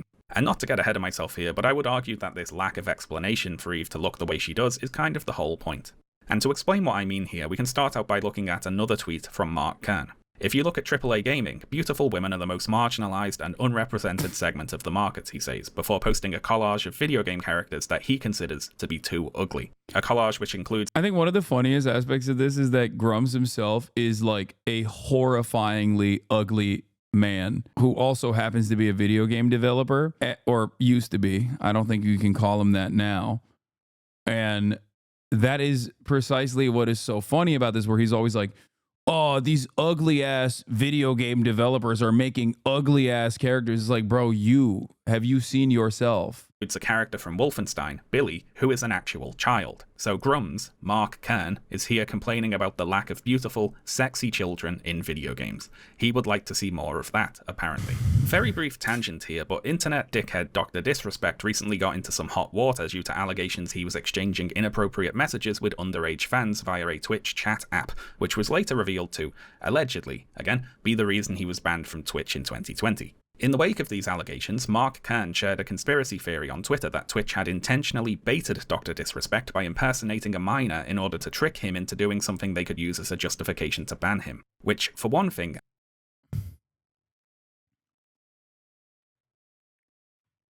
Isn't that the entire basis of, like, the hunters, by the way? That's obviously not what happened, but it's, like, crazy that he's like, oh, dude, they baited him. They baited him by behaving like a minor. Like, that's just what, Chris Hansen does. Isn't that? Oh, my God. Oh, dude. Oh, God. This man is like 56 years old, by the way, which is holy. It makes it so much sadder. I'm not sure why Twitch would engage in a conspiracy to fabricate a reason to ban one of their biggest streamers, but even if they did, I'm not sure it would be all that exonerating, would it? What sort of person can be, quote, baited by someone impersonating a minor on the internet? Or indeed, what sort of person would even describe such a thing as bait? I'm not saying anything. I'm not making any allegations. Anyway, tangent over, back to this silly internet post. Firstly, of course, this is an example of cherry picking, isn't it? We've already talked about the ladies from the Final Fantasy VII Remake today, for instance, one of the biggest games of the year. But I know the response will come. That's a game from Japan, isn't it? They haven't fully caught the woke mind virus over there yet. These are all examples from Western game companies. To which I'd respond first, Mark Kern didn't say Western, he just said AAA, so nah. But also, this is just another example of cherry picking. We've already talked about Baldur's Gate 3 today, for example, with everything going on in that game, and that was made by a Belgian company. And the Witcher series, for instance, has an array of conventionally, or even more than conventionally, I think in-universe, sometimes magically beautiful women with romance. There's also a ton of American games, like Western, at the heart of Western creation, that have like sexy ass characters in it. It's very stupid. Plots and sex scenes and whatever else, and that's made by a Polish. And there's also disfigured, horrifying monsters in Japanese games. company. Like, what are we talking about? These are games made by Western game developers that make Stellar Blade look tame by comparison. They have romance and nudity and on-screen sex and whatever else. Stellar Blade doesn't have any of that. Anyway, the cherry picking in this image even extends down to the individual characters. For instance, taking a still from a stylized animated trailer featuring Apex Legends Lifeline rather than showing her in-game character model. Many of the characters also just are unarguably conventionally attractive. I guess Senua from Senua's Sacrifice made it on here because she's shouting. I have no idea what Jessie from Control is doing here, and I have a lumbering suspicion that many of these characters ended up on here simply for not being white. I mean, Billy Lurk from Death of the Outsider just looks like a fashion model or something in that picture. There's an obvious point about appropriateness in character design to be made here. Xenia from Assassin's Creed looks like an imposing pirate captain because she is. This other character from Rage 2, who I suspect also made it into the collage just because she's shouting, looks like some sort of post-apocalyptic Mad Max-style bandit because she is. You know, these characters look like what they are. The now classic example of appropriateness in video game character design is this Twitter post from 2021 complaining about Sony's apparently masculine-looking female protagonists. Pick from the game on the left, fan made on the right. Higher fans lol, says the poster. The picture on the left shows Aloy from Horizon Zero Dawn, and the picture on the right shows an Uncanny Valley Photoshop job of Aloy with a full face of makeup and perfect teeth. So for those who don't know, Horizon Zero Dawn is set on a post-apocalyptic Earth where all Hire this man, please. modern human civilization has been destroyed, meaning it would be extremely bizarre for Aloy to look like she does on the right there. You know, she's a hunter who lives in a mountain. I do think when this shit was popping off, I did think that this was like actually a very resilient, overt example of porn addiction. I think like these guys are coon brained. Like I think they actually do have porn brain. Guy watching Zone of Interest being like, why are the characters not sexy, dude? What the why are the he's not hot?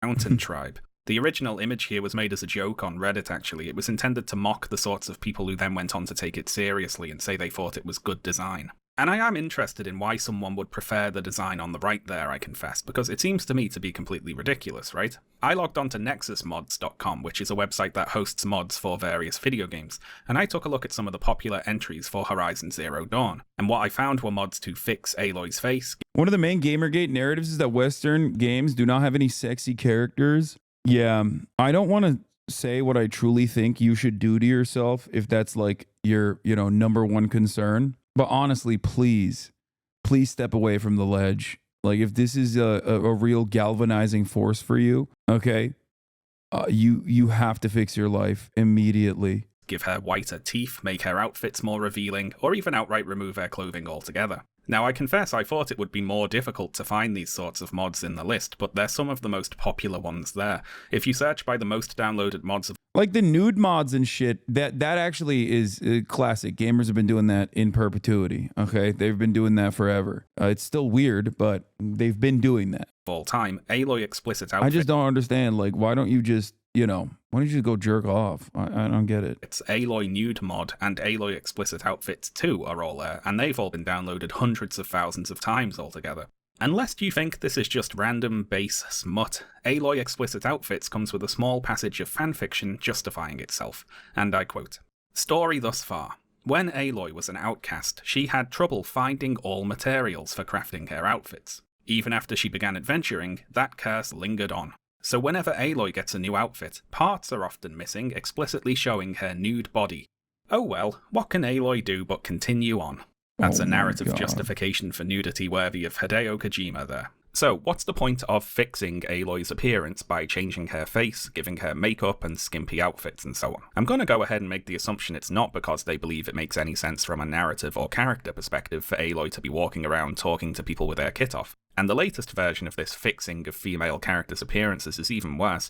They're even doing it to Angela from the Silent Hill 2 remake, a character who was a teenager traumatized by a lifetime of physical and sexual abuse. Oh. You know, it's not just nonsensical in this example, it actually runs totally counter to the text of the game. The root cause of this expressed desire for all women in games to look like bikini models, regardless of if it makes sense or not, is usually suggested to be simple mindless horniness, right? Juvenile masturbators who want all media to resemble pornography all the time.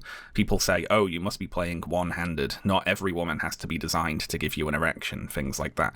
But I think this is oversimplifying it a little. Discounting any hypothetical, actually mindlessly horny. Yeah, I mean, it's mindless horniness, but it's also about controlling women and desperately trying to claw back this forgotten time that they've created in their minds where like women were dominated, and that's what it is. It's about enforcing your will upon those who have wronged you. A lot of these guys have had their brains broken, okay? They've gotten their brains broken, and they personally believe that like women are responsible for all of the wrongs in their experience, all the wrongs in their immediate development, and they have to engage on a path of vengeance. It's vindictive. They must dominate.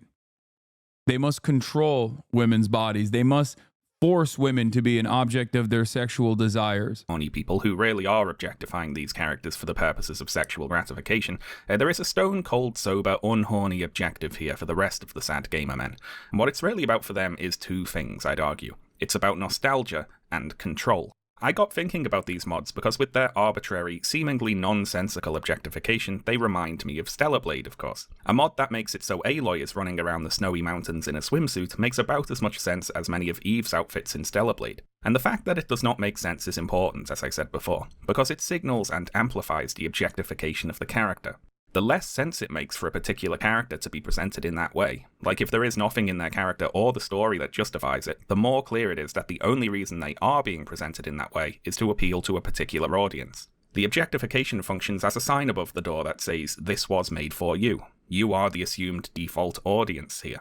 And this is really the desire of the regressive gamer boys, to once again be the assumed default audience for video games. They don't want to have their own desires portrayed as merely one option among many, they want their own desires to be the default, like it was in the past. More traditional conservatives might complain about having to press a button to select their own language on a telephone, and what we've been talking about today follows a similar logic. The rose-tinted past that the Gamergate crowd are nostalgic for is one in which all gamers were assumed to be straight men, and if women were there at all, it was to take their clothes off. There's a close association between young cis-het men being the assumed default video game audience and the objectification of women in games, one with roots not just in how many video games used to be designed, but also how they were advertised and talked about in the gaming press. If you're of a certain age, you might remember the way video game magazines used to be, assuming all gamers are straight men and women are sex objects used to advertise the games. Video games and other nerdy hobbies are sometimes seen as an escape from a misogynist, toxic masculinity for sensitive boys who are above that sort of thing, but that's not always the case, is it? Nerdy hobbies can be every bit as objectifying and exclusionary as any others. A lot of this sort of advertising portrays games not as an escape from traditional masculinity, but as another avenue to reaching it. Play this game to get the girl, to be a tough guy, to prove you're not gay or whatever. I don't know how much I'd commit to saying the roots of Gamergate were in this sort of environment, but at least one root was probably dangling somewhere nearby. This era is what the Gamergate crowd see as the goal. God, Duke Nukem was such a dumbass game, bro. God damn, Duke Nukem. Golden Age. This is what they want to return to. So I would argue that the point of fixing female characters' appearance I'm so old. To make them more objectified is much less about the simple desire to see a sexy lady, and more about changing the products those characters feature in into something that appears to have been designed as if they were the exclusive audience. What they want is to be pandered to. Objectification is just the way they see that pandering being conveyed, and if the developers choose not to pander to them by objectifying their female characters, they have to fix it. So it's less about jacking off and more about trying to transport themselves back in time to when games were just for them and Crash Bandicoot had 4 sexy girlfriends. Now if all this sounds like a bold claim, let me see if I can justify it with another example. You see, running alongside this very one-sided discourse cycle about Stellar Blade were various other one-sided discourse cycles related to Supergiant Games' early access release of Hades 2, which came out in May of this year. This is the sequel to Hades, which came out in 2020, which is literally the most bisexual game. Hades did a lot for bisexual visibility and bisexual representation, I think. Like, bisexuals were on top when Hades came out. And then Kirsten Cinema ruined it. Which is an absolutely excellent roguelike action game with a brilliant story and characters and character designs. I really like Hades. It's one of the best games I've played in the last few years, and I'm very excited about the full release of Hades 2 when that comes out. If you've not played Hades, go and give it a go. Now, for those who don't know, Hades is a story set in the underworld of Greek mythology, and as such, Greek gods and mythological figures make up the cast of characters. The early access release of Hades 2 introduced some previously unseen characters to the cast, as well as showing some updated character designs for the returning characters. Of course, the fake Outrage clickbait merchants on YouTube watch every new game release like a hawk, looking to see if they can brand a game either woke or anti-woke to get a desperate little discourse cycle out of it. And let's look at a few they managed to toss off for Hades 2. So first up is Hephaestus. This time around, the game doesn't only promote gender ideology, it also goes out of its way to promote racial and body diversity as well. I mean, why would a god be in a wheelchair? Yes, because I'm sure gods are just fat, frumpy weirdos who can't walk and have to travel around in wheelchairs, even though they can control anything about anyone. They have to be in wheelchairs because they can't walk. Yes, I'm sure that makes perfect sense in your absolute small brain, low IQ head of yours. I'm sure. Yeah, only high IQ people have high enough IQ to be like, I saw a character in a wheelchair, and that actually made me very frustrated. I will not look into the actual Greek mythology and the canonical reasons as to why this character is actually in a wheelchair. I will instead talk about how high IQ I am. The higher IQ I am, the more I shit on people in wheelchairs. Or he does. But the wheelchair? He's a god. Hephaestus is a god. Why is he in a wheelchair? So much of this is just stupidity, by the way. Like, so much of this is just Dunning-Kruger being stupid and creating a hug box where, like, there are enough stupid people around you so it doesn't matter that you're stupid. No one checks you in this situation. And if you are laser focused on this style of content and there's a steady flow of garbage coming out always, you won't even accidentally encounter Shaun's video or even someone like myself who would be like, what are you talking about? That is the problem.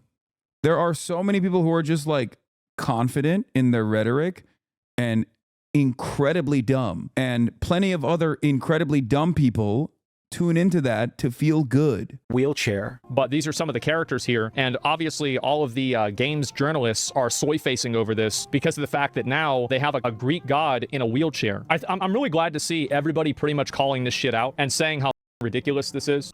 So yes, Supergiant Games had the temerity, the gall, to put a god in a wheelchair. What sort of a god would need to be in a wheelchair? Now, this video is long enough already, so I'll try not to belabor. Like, all you needed to do was just Google it, man.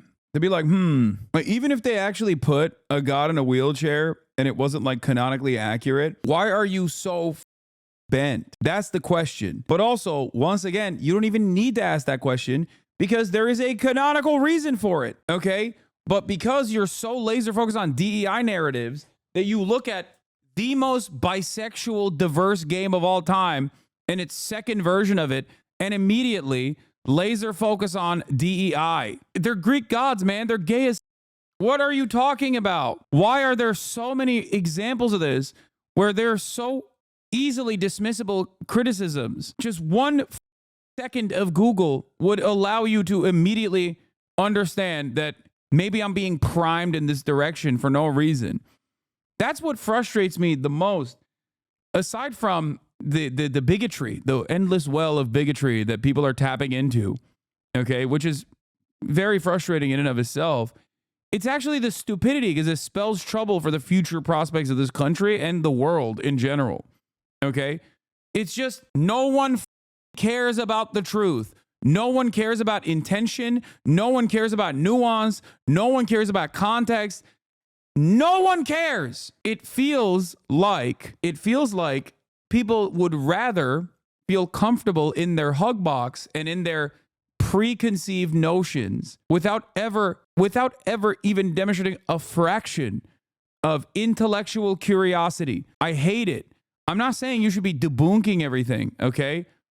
But like this is a telltale sign of our own willful ignorance, our own our society getting stupider and stupider year over year. I hate that. I actually hate how dumb people are. This is how I feel about my parents.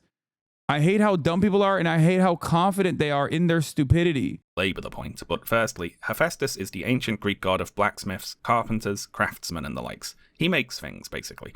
He's also described as limping on account of having a lame leg, which in different tellings either caused him to be cast. You could do this about, I'm sorry, because Asmongold is just basically repeating everything that he gets from his subreddit, who is, and the subreddit is filled to the brim with like a bunch of people who just follow Grums and all these other dumbasses. You could do this about every single Asmongold video, pretty much. It's just like incredibly easy to Google. It's like bottom of the barrel, incredibly easy to Google that would destroy this narrative in a fraction of a second. And yet, seemingly, no one cares. And when faced with the reality, okay, when faced with that reality that like people are wrong, no one even goes, oh, maybe I got duped. At least back in the day, I feel like people would go, oh man, I think I got duped here. Here, I'll give you an example. Dr. Mike Israetel, he is at the very least a skeptical person, right? I think this was on camera when he asked me about AOC changing her description on her Twitter. If you recall, he was like, so let me ask you something. Did you see the AOC thing? And I was like, I knew exactly where it was going. And I said, oh, did you see the AOC thing where she took off her pronouns from her bio? Did I get duped on that? Or was that a thing that happened? And I said, no, she had actually changed her description a couple years ago, but people actually ran with that narrative as though it was recent. Like there are multiple different ways of tackling that. But at least like Dr. Mike Israetel had a healthy dose of skepticism there. Even though he had seen a narrative online being repeated over and over again, he at least was like, one, able to see through it and had like some degree of skepticism that he demonstrated. And also, he very quickly went, oh, okay, I guess I was duped on that. People have completely lost the plot. Most people don't do that, okay? Most people do not do that. Most people don't come at it with like, am I being duped by this thing that I saw? This prevailing narrative online, okay? That's all you need for a lot of people. If you want to bring them back to like reality, that's all you need to do. Okay? And it's ironic because these are the same people that say like common sense is no longer commonplace. Common sense not so common. And yet when faced with a world-altering reality, a cold hard dose of truth, they just double down and go, nah. You. When you say that most people, do you mean most people online are in reality? Unfortunately, as time goes on, online is becoming reality. It has the capacity to change and alter the way you see reality. It's very frustrating. We need to still maintain skepticism. You say that, but when people like Asmon make a dumbass video like the one Hades, it gets 2 million views and that's the narrative even if it's not real. I know. And it's very frustrating to me. Not because like, it's frustrating to me twofold, okay? It's frustrating to me for two different reasons, okay? It's frustrating because on the one hand, well, like you got this. Time for a spicy one. Hades and Hades 2 definitely has woke elements. However, aren't we the side that just wants to see good games that are also non-predatory? These games are awesome. It's always been if the game is good, I don't really care exactly. Usually it's bad because the woke is getting in the way of making it good, and usually characters are, they're so close. They're so close. They're so close. Supergiant makes good games, and to my knowledge, while they might pander to games journals with the inclusivity stuff, they're so close. But the point I was going to make is this, okay? It's not necessarily that when Asmongold does like a YouTube video about Hades and how woke Hades is or whatever the okay? And how woke Hades is ultimately, okay? And how many views it garners. What's frustrating is people don't personally recognize that like there is an answer to these questions, okay? There's an answer to these questions, and yet people do not care about the truth. People do not care about like why people make these decisions.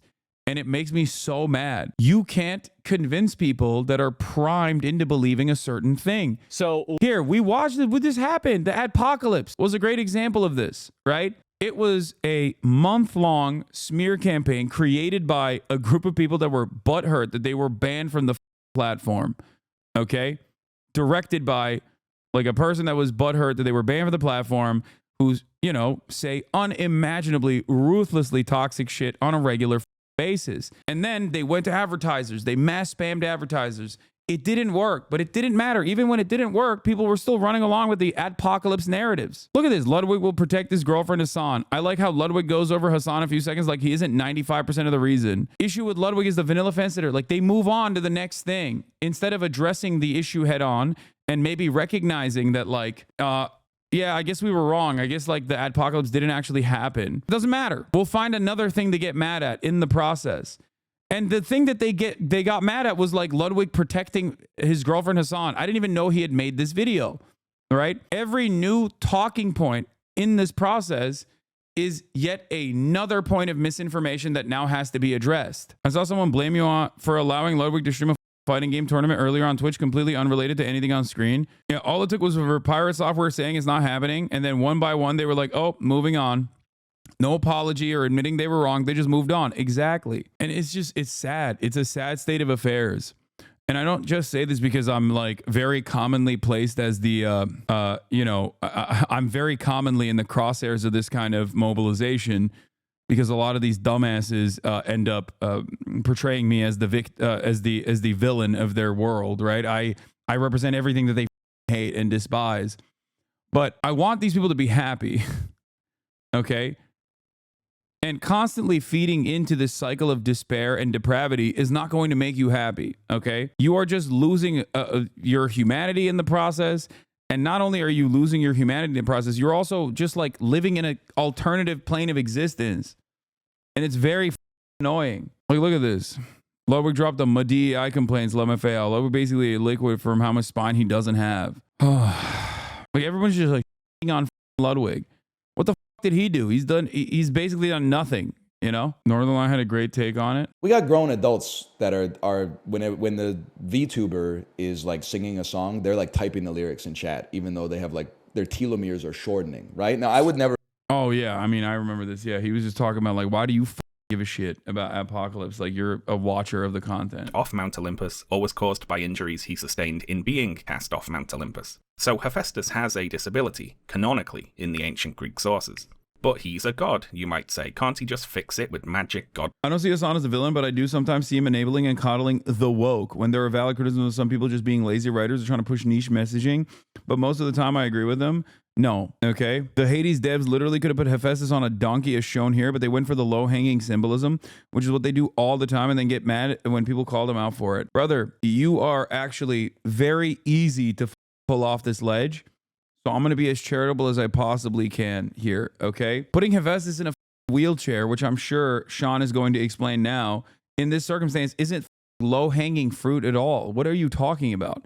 He already is a blacksmith. Why wouldn't he invent a way for him to move around? What are you talking about? It's not low-hanging symbolism. You've just been primed into thinking that it's low-hanging symbolism, okay? Low-hanging fruit symbolism. Do you understand? They reinvented it. The donkey was canon.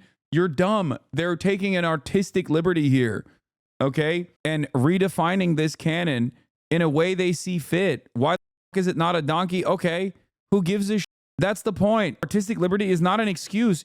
Artistic liberty is not an excuse, chatter. It is a formative part of the art-making process. What are you talking about? I don't know if you know this, but Greek mythology isn't real, okay? And not only that, but also it is redefined in a way that actually suits the character. But I will give you a great example of why you're just primed into thinking this and you don't actually feel this way, okay? It's the same principle behind Toph, okay? Nobody made a big stink about Avatar having, a broad scope of representation from indigenous people all the way to people with disabilities, okay? Because back then, this wasn't an overarching narrative because all those people, all these dumbass neck-bearded losers who cry about like the nostalgia component being lost in their lives because the flavor has been sucked out of their lives. and that, you know, games don't hit as much they did when I was a child. Andy's over here didn't actually feel that way about Toph. Okay, that's the problem with the woke. Don't tell people how to feel while getting mad when you say the chuds tell you how to feel. What are you saying? There is no woke. There is no the problem with the woke. You're always going to lose the young male vote. Brother, you are a intellectually deficient moron if you think this has anything to do with politics, or if the end all be all of your politics is you saw a person in a wheelchair. Okay? Oh, dude, I'm voting for Donald Trump because I saw a like crippled deity in a wheelchair instead of a donkey. Okay, brother, you deserve the fascist destiny that you have then. Okay? That's how a lot of these young men feel it. Yes. I need to smack out of those young men then, okay? And snap them back to reality. You have some shame. Have some goddamn decency, dude. Men used to go to war. Men used to build things. Men used to protect those who are vulnerable. Now, all men do is sit around pimply-faced and cry about bisexual video games having wheelchairs instead of a donkey on a Greek mythological figure. You are a deeply unserious person if you want to tie this back to like what men are being afraid of or what men are sad about. This is all men see. Jesus Christ. I saw pronouns in a video game and that's why I'm voting for Trump. What a stupid way to openly admit that your existence is so pathetic and meaningless. You're openly saying you're a dumbass. You know that, right? You're openly saying you're a weak person. That you don't have any sort of empathy or no like moral rudder, nothing guiding you, no moral compass whatsoever. See, your mods didn't even show the rest of the argument. That's not how anything works. My mods aren't stopping something, okay? Isn't Hephaestus the one that forges weapons? I don't think I've ever seen him depicted in a wheelchair until Hades. I read the Aeneid in Latin. I still don't remember the wheelchair. Wikipedia says nothing about him being a wheelchair either. It's only Reddit and Steam talking about the backstory of the wheelchair. It would be more accurate to have Hephaestus crawl around. This would explain his great arm strength to forge the weapons for gods. You understand that that is your own personal artistic interpretation in this situation. Okay? As I said, those men see it as a microaggression. Microaggressions? Now we're talking about men and the microaggressions that they see? Is what I say to these people who are crying about a microaggression. And the microaggression is seeing a person, a character in a wheelchair. God damn. Have some backbone, dude. I can't believe you're trying to make a broader argument about how this is the reason why men are right-wing now. How do you not see? You just snap out of it. How do you not see that you're being a ginormous pussy? Okay, be a man. Be a man! Stop being a pussy! I saw someone with a disability visibly, and it hurt my feelings. That's a microaggression for me. An able-bodied man? What do you mean? That makes no sense. And I saw it in a video game that is going to be played by globally 1 to 10 million total people. Okay, what are you talking about? You think this has any bearing on the political outcomes of American society? Holy, we are so far removed from any sort of materialist understanding of the world that we're talking about video game characters like the third most important character in a video game. Oh my God. The wheelchair argument is dumb because he's literally in a wheelchair here. No, but that guy read it in Latin, dude. And we don't know where this is actually from. They probably made this up later, okay? But he read the Aeneid in Latin. I swear to God, we need to do a jobs program, federal jobs program for all young men immediately. Instantly. They need to stop. This is ridiculous. Powers. And no, the second... I hate this permanent victimhood, dude. Permanent victimhood, especially coming from people who don't understand who their masters are, who just fail to recognize where the hurt is coming from and immediately swing the crosshairs in the direction of those who are less powerful than they are, who are less represented than they are, is so sad. It's weak shit. You're a weak little coward, okay? And instead of addressing the real problems that you are experiencing, you just hyper focus on punching down. That's what weak men do, okay? Strong men don't do that. You are weak, and you need to snap out of it. It's so, like, where is the shame? I don't understand. Society's already designed in a way where you are disproportionately if you have any sort of disability, let alone a visible one. And these guys who are able-bodied are crying about the minor representation that is also like canonically adequate as far as the artistic interpretation goes. Like, that's crazy to me. Okay? You are a weak person. You are a weak-willed and weak-minded person, but you can be strong. Okay? You can become strong.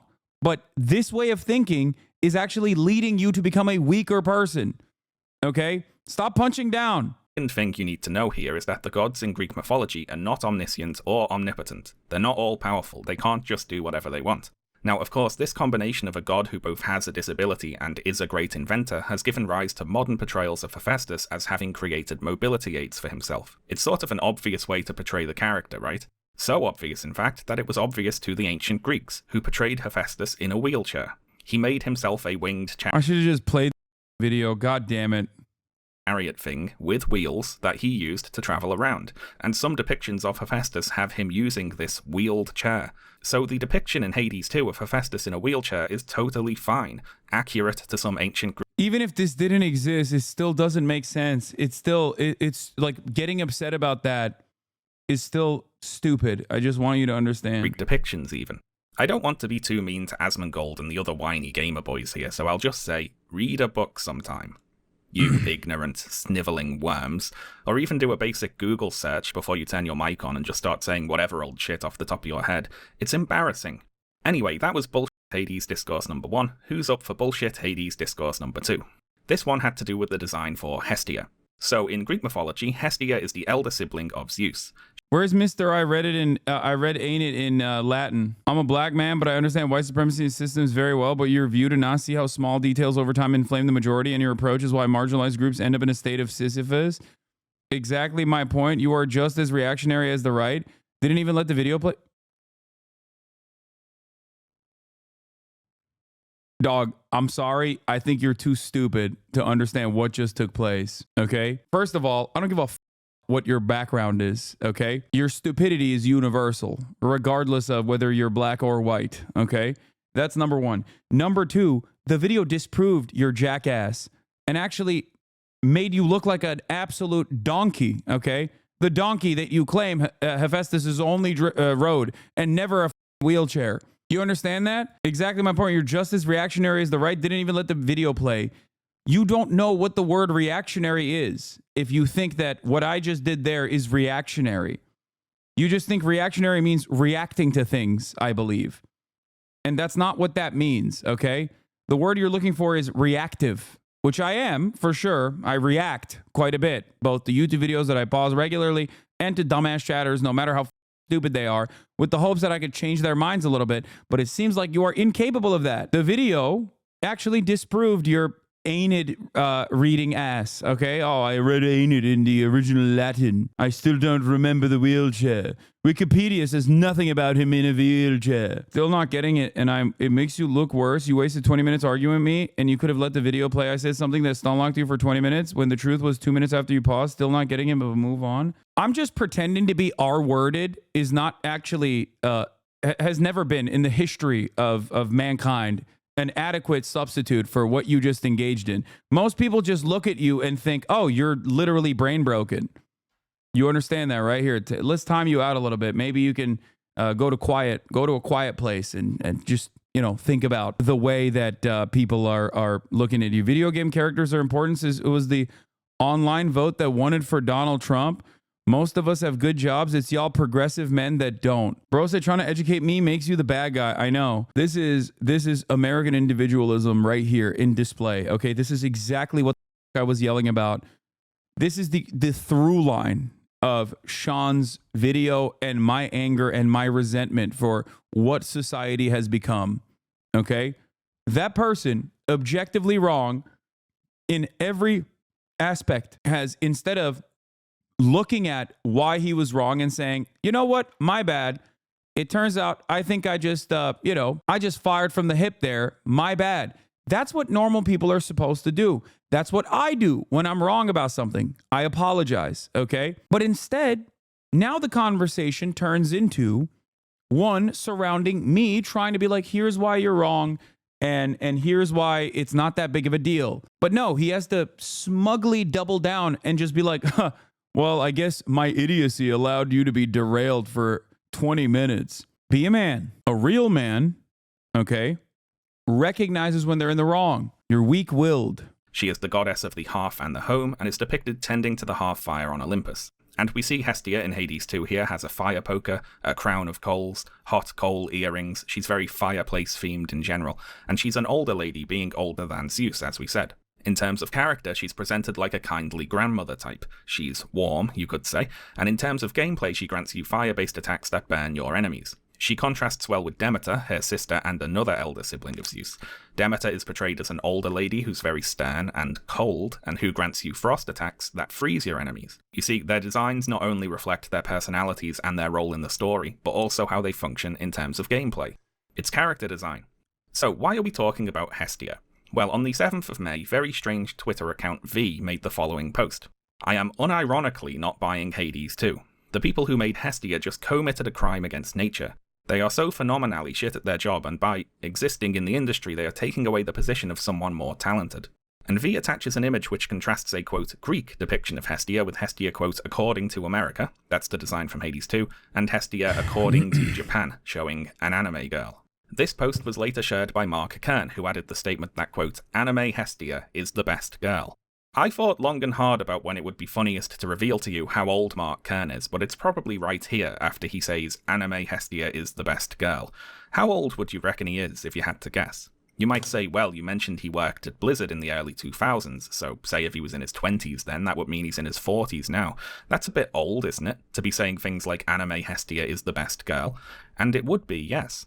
And also, Mark Kern is 56 years old. 56 he is. I feel too old to be talking about some of this. Dude, I would Sudoku at that point. You know what I mean? It's like the collective total of all my work on this planet amounts to that shit. I'm gonna play Sudoku. I'm Brian Kill Me at that point. Straight up. It's nonsense, and he's old enough to be my dad. Anyway, who is this best girl anime Hestia? Well, she's a character from Danjon ni Dei o Matomaru no wa Machigateru Daroka, aka Dan Machi. In English, is it wrong to try to pick up girls in a dungeon? Probably. Out of another sense of due diligence, I watched a few episodes of this anime, and I can report back that it's your standard, shallowly horny fantasy thing. If you want a one-sentence review, Dan Machi, it's as generic as they come. There you go. The world of Dan Machi features various god characters who've come to Earth to mingle with humans, each leading a retinue. It is a fun little way to tie up a narrative. When I found something early on in the stream, completely randomly, and then I'm proven by a totally different YouTuber's YouTube video essay that spans over 2 hours, and in the 1 hour and 18th minute, he ends up basically proving exactly what I was talking about. That is wrong with anime. Incredible. With adventurers who explore a dungeon and fight monsters or something. The main character is the sole follower of anime Hestia there, and she's in love with him and gets jealous when he talks to other women. That's their deal. Character design wise, anime Hestia is pretty basic, I think it's fair to say. Women, that's their deal. Follower of explore a dungeon, and she's in love with him and gets jealous when he... I think it's fair to say. Her clothes are a bit torn at the edges there, she's got some ribbons. That's about it.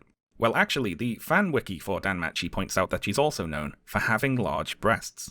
Really pushing the boat out there in terms of anime girl design, aren't they? Breaking new ground. And what does her design have to do with the Greek Hestia, really? She's supposed to be the elder sibling of Zeus, but he appears in Danmachi as an older man with a grey beard. So why is anime Hestia designed like this? He asks, facetiously. Well, for reasons of fan service, obviously. The fans of this sort of thing are a bunch of horny little goblins, and this design is saying, do not worry, horny little goblins, this product was made with you as the target audience. Which, you know, whatever, I'm not going to shame the horny little goblins, they can like whatever they like. What I would impress upon them though is that when you see a character design that was not created with your particular brand of juvenile horniness as its prime consideration, that doesn't mean it was a mistake. In fact, it was almost certainly not a mistake. Hestia from Hades 2 is a really bad design if the target audience is anime perverts whose favourite character is nicknamed Lolly Big Boobs. But it isn't, thank God. Hestia from Hades 2 had a rather different design brief, I would imagine. The third bullshit Hades 2 discourse cycle I'll talk about today is the most interesting and relevant for us and has to do with Aphrodite, who is of course the ancient Greek goddess of love and fertility. Like the other characters, Aphrodite's design reflects her personality and role in the story. It has a lot of love hearts and roses. She's a conventionally beautiful woman whose gameplay power is to weaken and charm enemies, so they either do less damage to you or they fight on your side. So she's seductive and charming. Character design again. She is also, you might have noticed, almost completely naked. So, almost completely naked, conventionally attractive lady. This is exactly what the anti-woke Outrage gamers claim to want to see. So you'd imagine they'd be pretty happy about this design, right? Well, on April 19th, Kotaku published an article written by Alyssa McCante entitled Hades 2 is the kind of hot we need right now, which praised That dumbass chatter who doesn't know what reactionary is, the word itself, is about to learn exactly what reactionary as a political method looks like. Okay, it's not about reacting to something or just reacting to anything or how you react to certain things at all. It's this. Uses Hades 2 for the diversity and depth of its character designs. And now this article caught some flack from the sad gamer men by making comparisons between the characters of Hades 2 and Eve from Stellar Blade. The article calls Eve's design bland by comparison to the Hades characters, which is of course entirely correct. Now it should be noted here that the complaint about the character design is not solely about looks. It's not how Eve looks, it's that it doesn't suit her character or role in the story for her to look the way she does. Whereas it does suit Aphrodite's personality and her role in the story for her to look the way she does. This was always the point being made with regards to Eve from Stellar Blade, by the way. If all you have is the looks, but there's no character there backing that up, it's boring. That's the problem with Eve's design. It's not that she's hot, it's that she's boring. Of course, I completely agree with you, but coming out of the gate swinging it hard at those guys just affirms they'll never see your perspective. Nah, dude, sometimes you need... Dude, that's what being a man is, all right? Big dog, sometimes you gotta learn cold hard truths, okay? Maybe you just need to be yelled at a little bit. A lot of these guys have not had any sort of tough love from their parental figures, okay? No daddies in their lives, okay? Sometimes you need a man to tell you to man the fuck up, nut up or shut up, okay? And to stop being a... If you're chirping about something that you are completely wrong on, okay, in terms of like aesthetic choices that a video game designer has made in the second iteration of a franchise that many people are not going to even play, okay? And if you think that that is the guiding principle, if that's your North Star, and that is the reason, that microaggression is the reason why your entire worldview has fallen apart and you have found yourself in the throes of reactionary sentiment, sometimes you need to hear from, an older male figure that you are being a... And here, I'll take it one step further. That's what Andrew Tate and the like do all the time, for the record. They do that all the time. They tell people to stop being a... They just tell them in the wrong direction, okay? They'll tell you, like, stop being a... and start grabbing... So why are men so responsive to someone like Andrew Tate saying that, but not responsive to someone like myself? And also, I think you're arguing for a man that doesn't exist. This is a made-up person. The Outrage merchants missed this point, either on purpose or out of ignorance, and made a whole bunch of videos highlighting the supposed hypocrisy, or hypocrisy even, of Kotaku saying that one of these designs was good and the other was bad.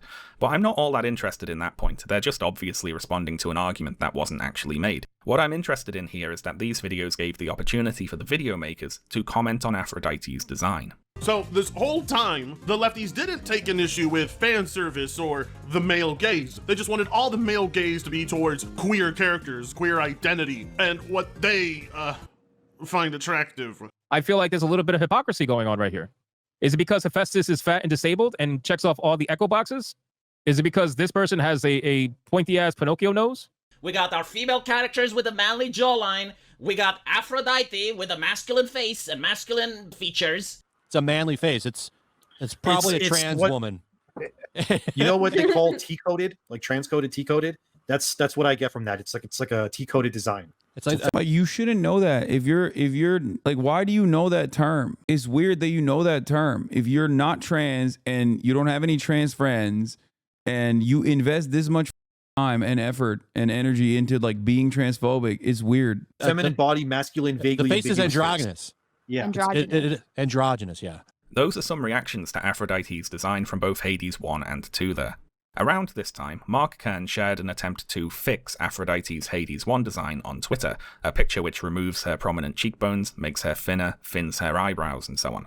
And Kern says, removing the man face makes a huge difference, but wokies don't get excited unless a character looks trans. What does this motherfucker look like? Someone show me a goddamn picture of this motherfucker. I need to show. I need to. I've seen it before. I just need to. He looks like his avatar. Yeah, Mark Kern, right? That's his name. Bro, that's in 2011, dog. This is what he used to look like in 2011. He doesn't look like that anymore. He looks way worse now. Okay. This photo has aged so much that Mark Kern would work off to a artistic depiction of it. Okay. I'm saying he likes lolly. Don't misunderstand me. Yeah. Peak Western masculinity guy. Grums isn't happy he got made fun of. He posted this 3 hours ago. I'm the one that prevented a boycott of Stellar Blade. I'm on multiple videos and posts that show me telling people not to boycott, instead buy and support the game. Never harass the devs. What? Yeah, he owes child support as well. Can't believe someone f***ed him. Married 20 years, never divorced. Wife and happy kids, but thanks for showing who is spreading the real disinformation. And yeah, he did harass the devs because they changed, they tweaked one article of clothing a little bit in a game where you could just straight up be naked. Out of like 300 different items of clothing that you could change, they changed the bunny suit a little bit. They added like a lace bra, and he lost his mind. Was it confirmed he was a titty milk thief at Blizzard? No, it was not confirmed. I think people understandably draw that conclusion when they see him, though, and the way that he presents himself online. Like, nothing weirder than this dude constantly chirping about like how certain imaginary depictions of women are not enough for him. So I have a few things to say about this. Firstly, you might be tempted to see all this as simple knee-jerk contrarianism, right? Since a Kotaku journalist praised Aphrodite's design, they now have to dislike the design on principle. And I'm sure that's part of it. But I also do think that the inclusion of a more diverse range of body types really does alter their perception of the character designs that in other contexts would more usually appeal to them. The problem is, as the Kotaku article points out, variety and choice. You see, it's not enough for the anti-woke gamer types for a game to have something that appeals to them. The game needs to only have things that appeal to them, exclusively. If it's got something else, it's almost like it cancels out. Just as they take objectification and the lack of diversity as a sign the product is for them, the presence of diversity, variety, and choice is a sign which says to them, this was not made for you. So the inclusion of character designs like Hephaestus and Hestia really does alter their perception of Aphrodite. They now second-guess themselves with regards to her design. They can't trust the developers anymore to solely pander to them. So even this very feminine design of a conventionally beautiful naked lady reads as masculine and ugly to them. Of course, if all the characters were conventionally attractive naked ladies, they'd think the game was great, but it really does have to be all, not just some. It's not that their tastes are not included here, they are, it's that they've excluded themselves. As a side note here, one surprising thing I saw watching videos about this were some people who appeared to be confused about the Hades series going woke. Did these guys read the dialogues from the first game, or did they just keep hitting everything they saw in front of them? Hades has been queer as F since the first game. I played the first game quite a bit. I got close to beating it, put in probably a dozen hours, talked to all the side characters. I really enjoyed the first game despite its shortcomings. And yet I didn't get this whole super queer LGBT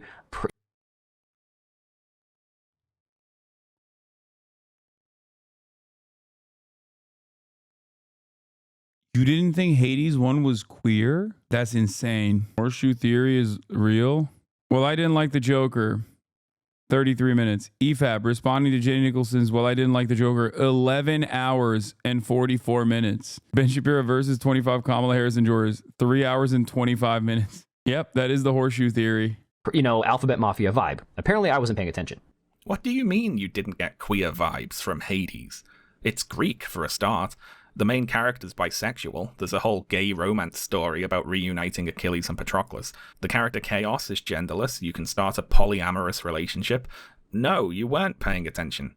Anyway, back to fixing Aphrodite's design. Similar to fixing Aloy's design. He didn't even need to go that far. All you needed to do was just show the character designs to be like, yeah, you think this game isn't queer? You goddamn donkey, you baboon. To do with the categorization of certain facial features, prominent cheekbones and jawlines and so on, as necessarily masculine. So just for the anti-woke gamer boys today, I'm going to introduce a new video feature which I'm sure is going to be a big hit. Okay, let's play. Let's look at some women. And here are the women we're going to be looking at today.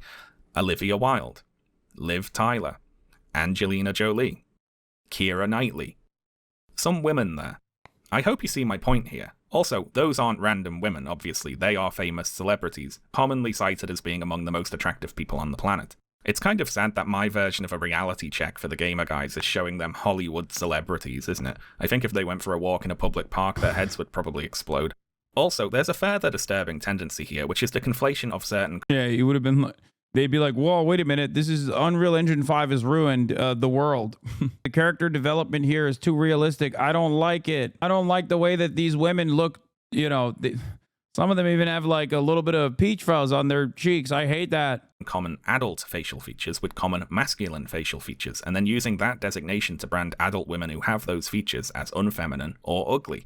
When, no, some women have prominent cheekbones, prominent jawlines. There is nothing necessarily gendered or even to do with attractiveness about those features. The problem with Hades 2, of course, is choice. It's diversity. It's that there is more than just the one thing on offer. And this answers my question about Baldur's Gate 3 from earlier, by the way, because while yes, in that game you can play a straight-down-the-line heterosexual cisgender man and pursue a relationship with a conventionally... I think the funniest thing, Trump one dumbass cry about it. I know, I'm crying. I'm crying.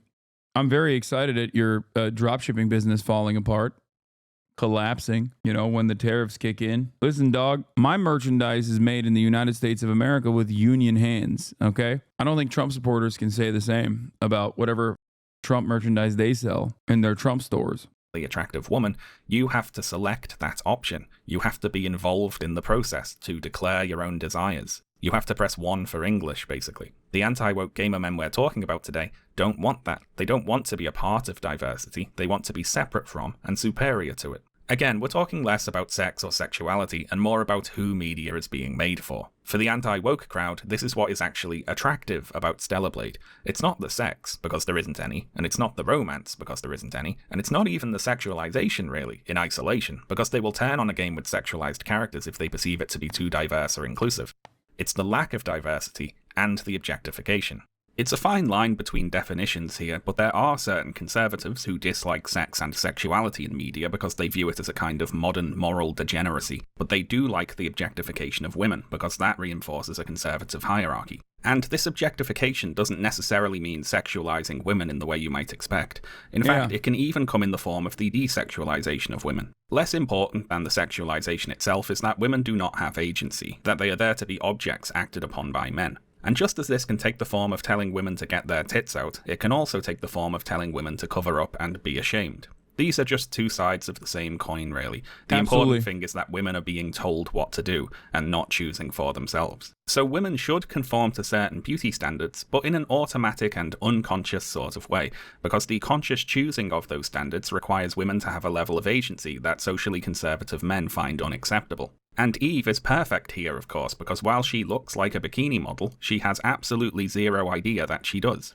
She and the rest of Stellar Blade's female characters didn't choose to look the way they do, they just look like that, for zero in-universe reason. And the socially conservative gamers took this to be a political statement on behalf of the game's developers. Stellar Blade must be intentionally on our side, they thought, deliberately championing our cause. It must be making a political point with its scantily clad ladies.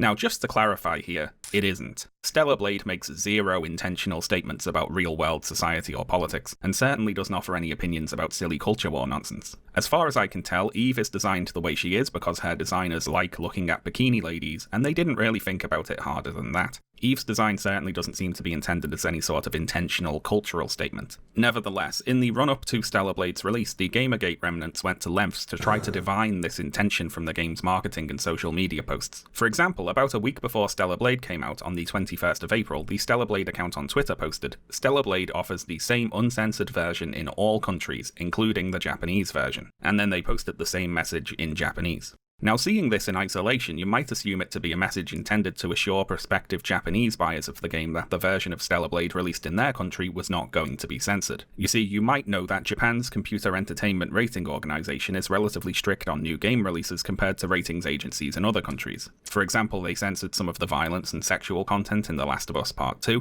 and they've previously refused to issue ratings to games that feature violent content, like Dead Space and the Callisto Protocol, to name a couple of examples. So this tweet was clearly intended to dispel worries that their Japanese audience might have about receiving a censored product, you might think. But no, it turns out this tweet wasn't about that. It was actually Stellar Blade giving a middle finger to the woke. That's right, just before the game releases, there's barely enough time to squeeze in one more discourse cycle about Stellar Blade versus the woke mob. Stellar Blade uncensored worldwide, Shift Up announces amidst puritanical and feminist criticism. Stellar Blade scores massive win against the woke. Game will be uncensored for the entire world. I can't be censored, says Eve. I like this video thumbnail, which has Eve flipping off the other person. Two things that are consistent in all of the criticisms. Number one, it's almost always about controlling women's bodies and enforcing that mechanism of control, which they feel is lost in their immediate lives. Women are the, arch enemy. They've refused to have sex with them. Women have refused to have sex with these losers, and therefore all of society's problems can be attributed to that. So we must go back to a traditional way of existence, a traditional mode of existence. Hasan, thank you for this. I struggle to understand your non-political content, but I see how such trivial things like a person shitting needlessly on a video game character stems from a larger societal problems that can also be casually reinforced, like toxic masculinity in an online space, is really eye-opening. Hell yeah, chatter. I'm glad you're recognizing that. This is why, yes, everything can be political. But like I said, it's about controlling women's bodies and like maintaining that they are objects of desire, or making sure that they are more modest in their appearance if they choose to see fit. It's more about taking away that bodily autonomy from a woman. And then number two is just an endless well of stupidity. Okay? Every single point that Shaun in this video touches on stems from a made-up hysteria. This is why I always yell at reactionaries. This is why I always yell at right-wingers in general, conservatives in general, because they make up false narratives and then they get angry at that false narrative that they made up. And instead of just like, I don't know, scratching the surface a little bit, engaging in a little bit of self-reflection, they refuse to do so and look for more people and more content that corresponds to their biases. They just genuinely, deliberately look for more false narratives that give them comfort. And it's ironic because these are the same guys in the Gamergate era that used to claim that the left is in an echo chamber. And they still kind of do that. I will never understand why someone will go out of their way to look at a false narrative, recognize and get so close to understanding its falsehood, and refuse to interrogate it. I just don't get it. I just don't understand it. I don't know why people would rather, instead of facing cold, hard truths, refuse to do so and make themselves dumber as a consequence of that. There, someone who I guess we're supposed to infer is a woke person who really wants Stellar Blade to be censored. Can you believe these sorts of video thumbnails are still being pumped out, by the way? I saw a channel while making this video that was created 3 years ago and has 2,500 videos on it. That is multiple per day, and all of them are exactly the same, and all of them have thumbnails like this. Like, I am entirely too insecure, but I feel like it's a healthy dose of insecurity that I routinely worry that I might get something wrong. And I try to make sure that I have a decent enough understanding before broaching a subject matter. And sometimes I still end up getting things wrong. I talk for 8 to 10 hours a day, and I immediately apologize for it if I do. This is why I hate when people say, "Oh, you're backtracking." It's like, no, it's not backtracking. And it's not something that should be punishable either. It's something that should be welcomed. When you get new information that actually goes against what you have previously thought was the way things are, you reconsider the way, the ways in which you arrived at that conclusion. It's called growth. It is not a vice, it's a virtue. And yet many people present it as a vice. I don't like that. Society also rewards people who double down. With all these stock woke stand-in characters they've been using for 10 years now. Can you imagine making multiple of these a day? Forever. It's like a horrible recursive nightmare. Anyway, this rather generous extrapolation of the tweet about censorship cemented Stellar Blade's reputation as the anti-woke flagship game of the moment. Stellar Blade is refusing to be censored. It's taking a stand against the woke. It's going to take us back to the past and make video games great again. Now, unfortunately, something happened to interrupt this rather premature victory lap. Stellar Blade came out. Oh no. What's this? Stellar Blade censored on day one? Gamers are pissed? Stellar Blade censored now? They betrayed us? PSN accounts cancelled over Stellar Blade censorship? This was what broke my mind about Gamergate 2.0 narratives. Like, I did some videos on this, and at the time, many people were like, oh, Hasan, why do you care about this? Who cares? It's inconsequential. It was a representation of a much larger problem, okay? That's why I was like losing my mind over it. Well now, what's happened here then? Let's go to our reporter live on the scene, Mark Kern, and see if we can figure out what's going on. More rumours coming in about Stellar Blade as the situation is organic. People are reporting that these outfit nerfs were weeks before the day one patch. There's speculation that the more risque versions of the outfits may be New Game Plus unlocks, but there is no confirmation yet. Taking down the Stellar Blade outfit post until I can get more confirmation. Stellar Blade needs to release a statement now. I'm waiting for more confirmation tonight/tomorrow. Thinking is better than reacting. Took down my tag post of Stellar Blade. Let's see what happens tomorrow. As more information comes to light, I'm taking down my tweet about should I buy Stellar Blade. Again, 56-year-old man, by the way, 56-year-old man. I just want to remind people how 56 years old he is. Until I see full confirmations tomorrow. One thing to be aware of is that there are people who want Stellar Blade to fail. There can and will be misinformation posted, so we should all be vigilant. They want those pre-orders cancelled. And as I've pointed out before, in corporate warfare... Like, not only do they make up this conspiracy that everyone is against Stellar Blade, they're now doubling, tripling, quadrupling down on said conspiracy that, like, in fact, definitely does exist, I promise you, and we have to combat against it. This way of thinking is the most Reddit way of thinking imaginable. It's something that I see quite frequently, perhaps most frequently on Reddit. Reddit has this way, I've addressed this before, right? Oftentimes, you'll see something that is objectively untrue on a subreddit, right? A commenter will make a statement that is objectively untrue. And instead of addressing whether or not this statement is true or not, people will then engage in jokes as a way to reaffirm the truth of the thing that is objectively false. They'll double down, triple down, and create entire worlds off of this false premise. It's a very strange thing, and yet it happens all the time. It happens on TikTok as well. But the reason why I'm using Reddit is because, like, LSF, for example, is a great example of this. Just a genuinely false thing can be brigaded into oblivion. And instead of people examining what the actual truth of the matter is, like the apocalypse situation, instead of examining where this is coming from, people would rather start assuming that that falsehood is real and then launch additional jokes off of that underlying false premise. Very strange. I think it's a cycle of reinforcement that occurs, and Reddit is the best example of this because there is this like Bill Maher style smugness associated with Redditors usually, right? Where they feel confident. They feel like they have arrived at a truth that other people were not aware of. And now they're making jokes about that because they're so superior. When in fact, most people would look at that and go, what the fuck are you talking about? You're wrong. The bad actors can be rival company PR firms. Be careful. I posted before I had the full story, but took it down within minutes. We'll be more careful next time. It's not looking good. Here are the screenshots and build numbers from Reddit user DewShelter1349. Same outfit. Censored. Uh-oh, it looks like Stellar Blade was censored, and you can see the horrifying effects of that censorship there. It's unrecognizable, isn't it? It's like a completely different game now. A little bit more fabric has been added to one of Eve's outfits.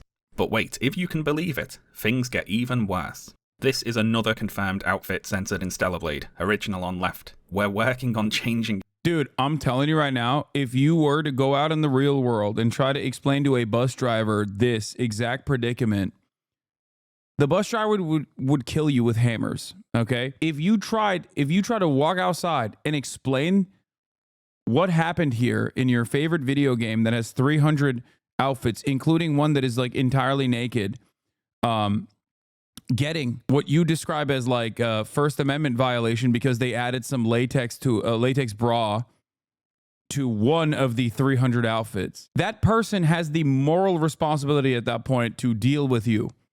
Okay? And, you know, either they would kill you with hammers or immediately call the authorities to 5150 your ass and put you in an involuntary hold because you present a danger to yourself and others around you. And yet this kind of narrative, because of the way that the internet works, can continue to manifest and fester. Wanting nudity in video games is worthy of violence? Yeah, dude, thank you. Thank you for doing the thing that, once again, everybody hates, yourself included. No, I did not say I hate waffles. I said I like pancakes. Okay? That's a whole different sentence that you just came up with on your own. The left is refusing / not able to give any reason to come to their senses, and I challenge us all to look at the irony of inclusivity here. Saying that the sexualization of humanity can't be done ethically is why we're gonna lose the next election as well, man. These people need to be brought into the fold, and that requires doing something seemingly impossible. Consensual sexuality being fine and okay from a movement standpoint. Yeah, I think we need lobotomies. I take it back. Nah, gamers got to get lobotomized, dude. Nah, we got to bring back lobotomies, actually. Dude. This is not a political movement, okay? What you are describing is not a political movement. Like, this has no bearing on the election. I hope you understand that. It is akin to saying, I'm a flat earther, and liberals need to actually acknowledge that there is validity to the claims of the flat earth. The right owns sexuality, though? No, they don't. What the are you talking about? Have you met a right-winger? The are you talking about? Not only do they not, but also you're hallucinating and demanding that we subscribe to your hallucinations and act as though they are real. I already said I had no idea what's going on. Yeah, you clearly don't if you say stuff like the right owns sexuality. Not only did you say the right owns sexuality, but also this is why the left will continue losing elections, because I guess they've made a big deal about titties in video games, which is not even a thing. It's not even a real thing. The entire premise of this video that Shaun made is to show that it's actually not a real thing. It's a fake outrage. Notice how the title says Stellar Blade, the fake outrage, because it was made up. There was no outrage against it. I played it. Okay. I played it. Great. I looked up at the sky to look at the undercarriage, look at the ass cheeks of the main character. I did that. She was dope. That's not a real thing, okay? This is the problem. The problem is we're currently addressing how the outrage around Stellar Blade was entirely concocted by these weird, sweaty little gross loser perverts. And then instead of people going, what are you talking about? We don't even know what this is. People just went along with, no, people are actually objectively outraged at this game, and they're very angry at this game, and they want this game to fail, and they just kept leaning further and further into their hallucinations. The problem, this is not a left-right dichotomy. This is a much larger problem. Left-right dynamics exist in this conversation, but the much more consequential problem is truth versus falsehoods, okay?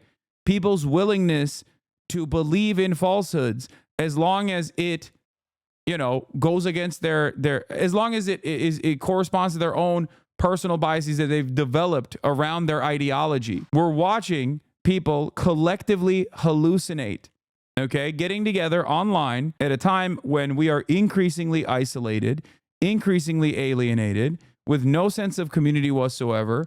There is no bus driver to check you, okay?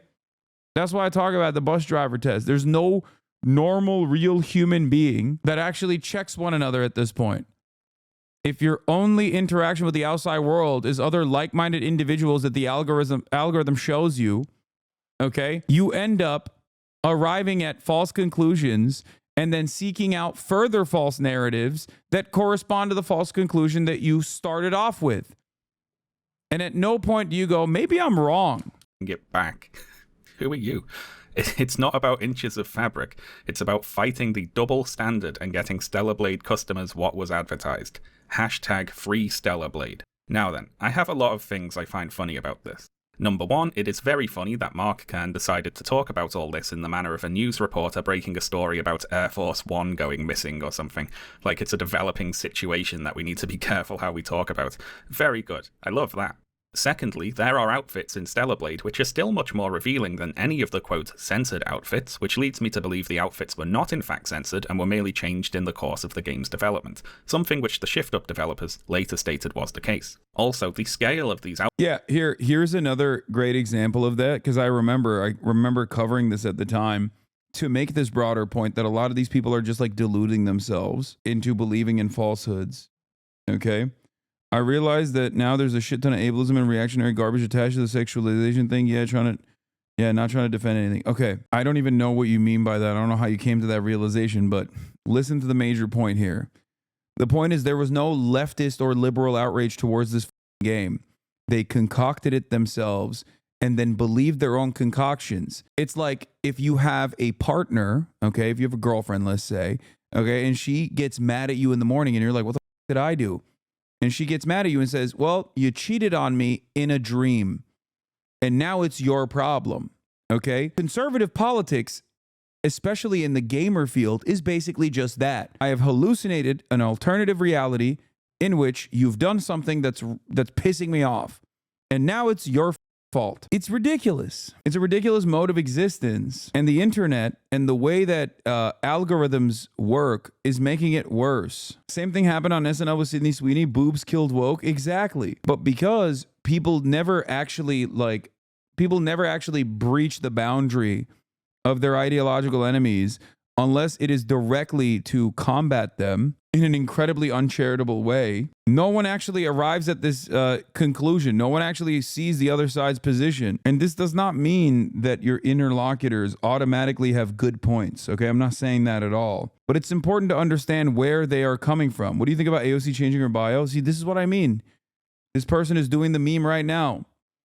She changed her bio. She changed her description on Twitter years ago, man. Years ago, okay? And I don't know why she did it, but it does not matter. But someone told you it happened overnight. Someone told you it was a direct response to this last election. Everyone is QAnon now. There's something that every single person has a QAnon type belief over, no matter how silly it is. The guy you're covering uses tweets of one dweeb. Why are you saying it as a whole gamer community? Wait, what? Like, bro, the vid you're watching covers one dweeb gamer. Yeah, that one dweeb gamer is basically the figurehead that all these other hundreds of videos that he's shown are getting their markers from. Okay? Like, what do you mean? He also perfectly showed exactly how this kind of false narrative manifests. One dipshit tweets something, it goes viral. A million dipshits on YouTube make YouTube videos. Asmongold watches those YouTube videos and reinforces that narrative. And the only victim in this situation is just the truth. The secondary victim in this situation is all of those dumbasses who believe this as though it is the truth when it's not and get mad about it. They made a petition at the time over this, by the way, with 95,000 verified signatures. There are still people signing on to this petition to this day. Do you understand how insane that is? I think you guys forgot how insane this was. We watched the videos that people recorded at the time. I couldn't believe it. It's collective hysteria. Outfit changes is so minor. From how Mark Kern's talking about it, you'd think Shift Up swapped Eve from a bikini to a nun's habit or something. So actually, while we talk about this, I'm going to leave a couple of GIFs of these outfit changes on the screen, just so we don't lose perspective on what exactly it is we're talking about here. Next, I think it is completely hilarious that Mark Kern is up in arms about Stellar Blade customers, quote, not getting what was advertised, given that his job is selling skins for a video game that doesn't even exist. And you'd think that he would understand how this sort of thing works, given that he's a game developer himself, remember? For example, Mark, have a look at this. Here's the Ember Twitter account advertising an in-game character skin for purchase, represented by a 3D character model of a cat girl. It's a mock-up because there is no game to put her in yet, of course. The thing is, though, you had already sold access to this skin before, when it was represented by 2D character art. And the earlier version of the skin, which you sold on your website for money, is more revealing than the newer version. Look how much more fire is showing in the earlier version of the skin.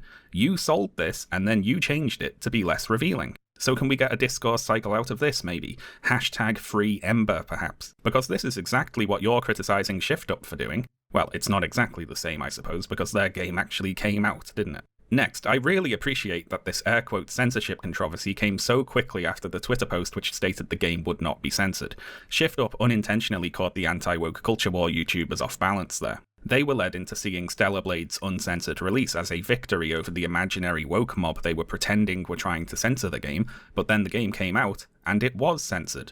Or at least they thought it was, which turned their fake victory into a real defeat. They built this imaginary woke strawman that was trying to censor Stellar Blade, and then it won.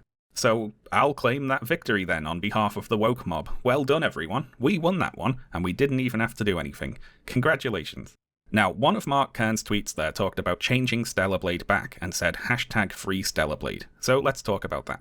You see, in the wake of all this traumatizing news, Mark Kern posted a change.org petition with the aim of getting Shift Up to revert the outfit changes to the versions shown in the game's trailer. And let's read that page together. Stellar Blade is a phenomenal new game that just launched on PlayStation 5 worldwide, but it has a problem. The content has been censored from the original trailer version posted by Sony. We, as gamers, want this content back. We relied on it. We made the game the #1 pre-order worldwide because of it, and this is the true game we want. What do you mean you relied on it? You relied on this. Stellar Blade is more than a game. It's become a cultural beacon for freedom of expression in a time where game publishers like Sony are censoring games more than ever. Stellar Blade was a breath of fresh air, and Gamer rallied behind it because it meant things were changing, getting better, and the voice of creative freedom was ringing loud and clear. Beautiful. Notice here how Mark Kern is avoiding saying that Sony censored the game, because of course he has absolutely no evidence that that is true, so he has to say things like game publishers like Sony are censoring games in general. Talking about creative freedom and freedom of expression is also funny because 1, I didn't see you talking about that when you were sharing edits made to the work of other game designers, and 2, of course the only word out of Shift Up so far is that they wanted to make these changes. They said this is the final version. Remember when I said narrative overcomes truth? When the actual director of the game came out and was like, what are you guys talking about, dude? We made these decisions on our own. What the are you talking about? They didn't believe the video game developers. They were like, nah, you're lying because you caved to the woke mob. What do you do? What do you do in that situation? It is such an objectively pathetic existence, only made worse by the fact that these people are hallucinating it. What do you do? And there are literally millions of people like this. Another great example that I'm reminded of is when Asmongold was talking about how Yakuza was going woke or something, not knowing the history of the goddamn franchise at all.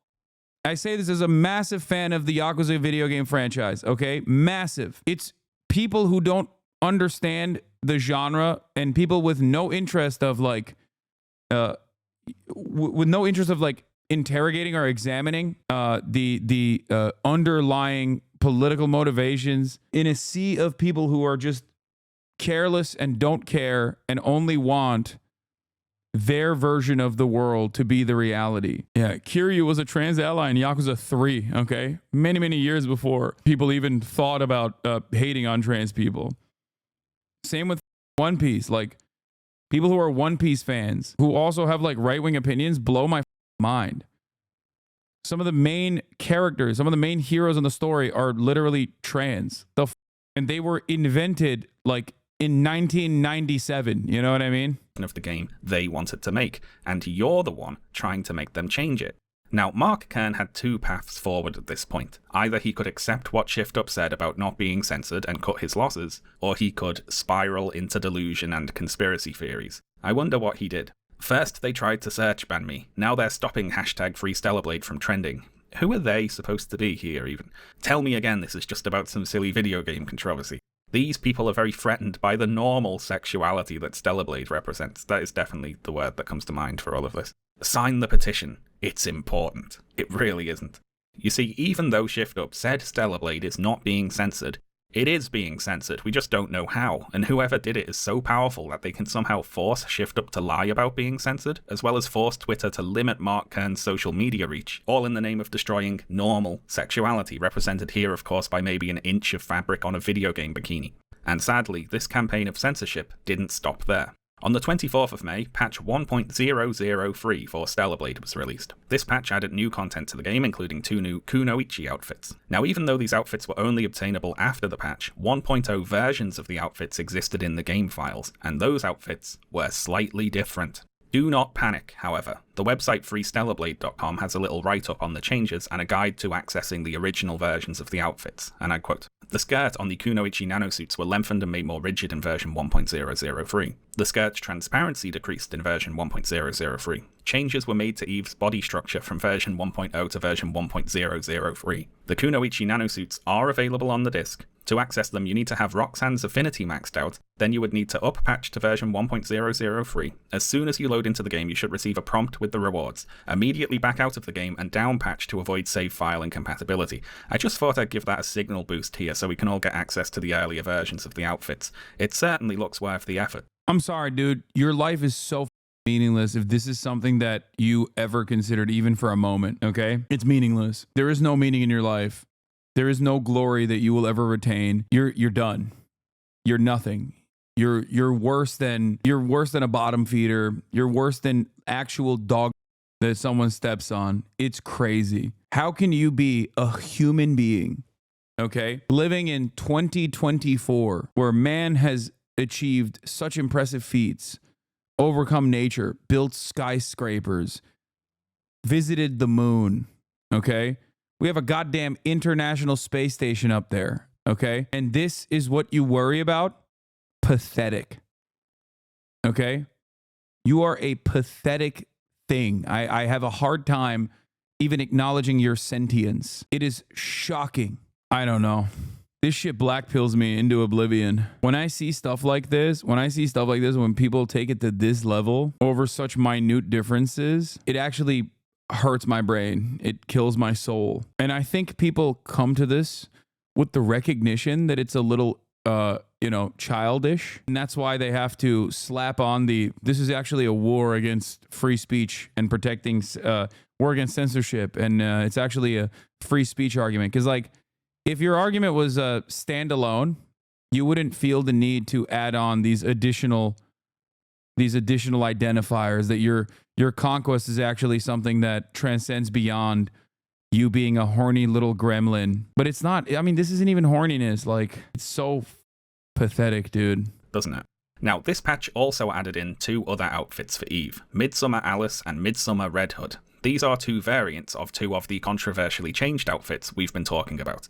The Red Hood outfit swaps Eve's undershirt for a body harness and adds thigh-high stockings, and the Alice outfit adds in a bow, a collar, and some lights down the front. So these are new outfits, but they are also clearly iterations on the earlier versions of the supposedly censored outfits that Mark Kern and the Horny Goblins are upset about. Now, this introduced a little awkwardness into the Free Stellar Blade movement. You see, Shift Up added in 2 outfits, which are kinda like the ones we said we wanted, so we could claim that as a win, but also, they didn't uncensor anything that we wanted them to uncensor.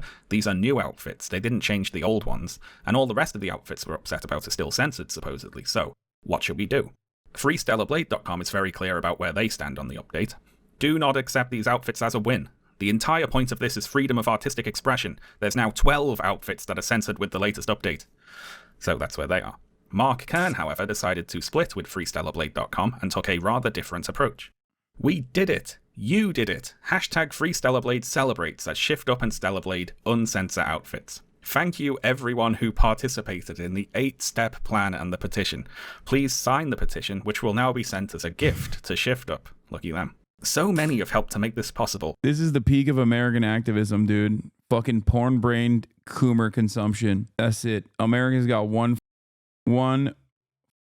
speed. Here, this is it. This is the truest fucking skit ever told about What us. Europeans think America is like. I wake up at 8 a.m. to the sound of gunshots and violence. Then after that, I have breakfast, an 18-piece fried chicken bucket with a 2-liter bottle of Coke. Then at 9 a.m., I start my daily commute from Los Angeles, California to New York City. Along the way, I drive through intense poverty and homelessness. I will do nothing about it. At 10 a.m., I arrive in New York City. I talk loudly about how great America is. At 11 o'clock, I decide to head down to Miami. At 11:45, I arrive in Miami. This is where I get my tan. After that, I head back to Los Angeles. It's awesome that I'm able to visit all 3 American cities in one day. Around 1 p.m., I go out to eat for lunch. I leave the waiter a large cash tip of $100. At 1:30 p.m., I publicly lean against the wall to rest. Around 3:30 p.m., there's another shooting. At 6 p.m., I have dinner, an entire apple pie that I wash down with a 2-liter of Coca-Cola. Then at 9 p.m., there's an alien invasion. This seems to only happen to the important countries.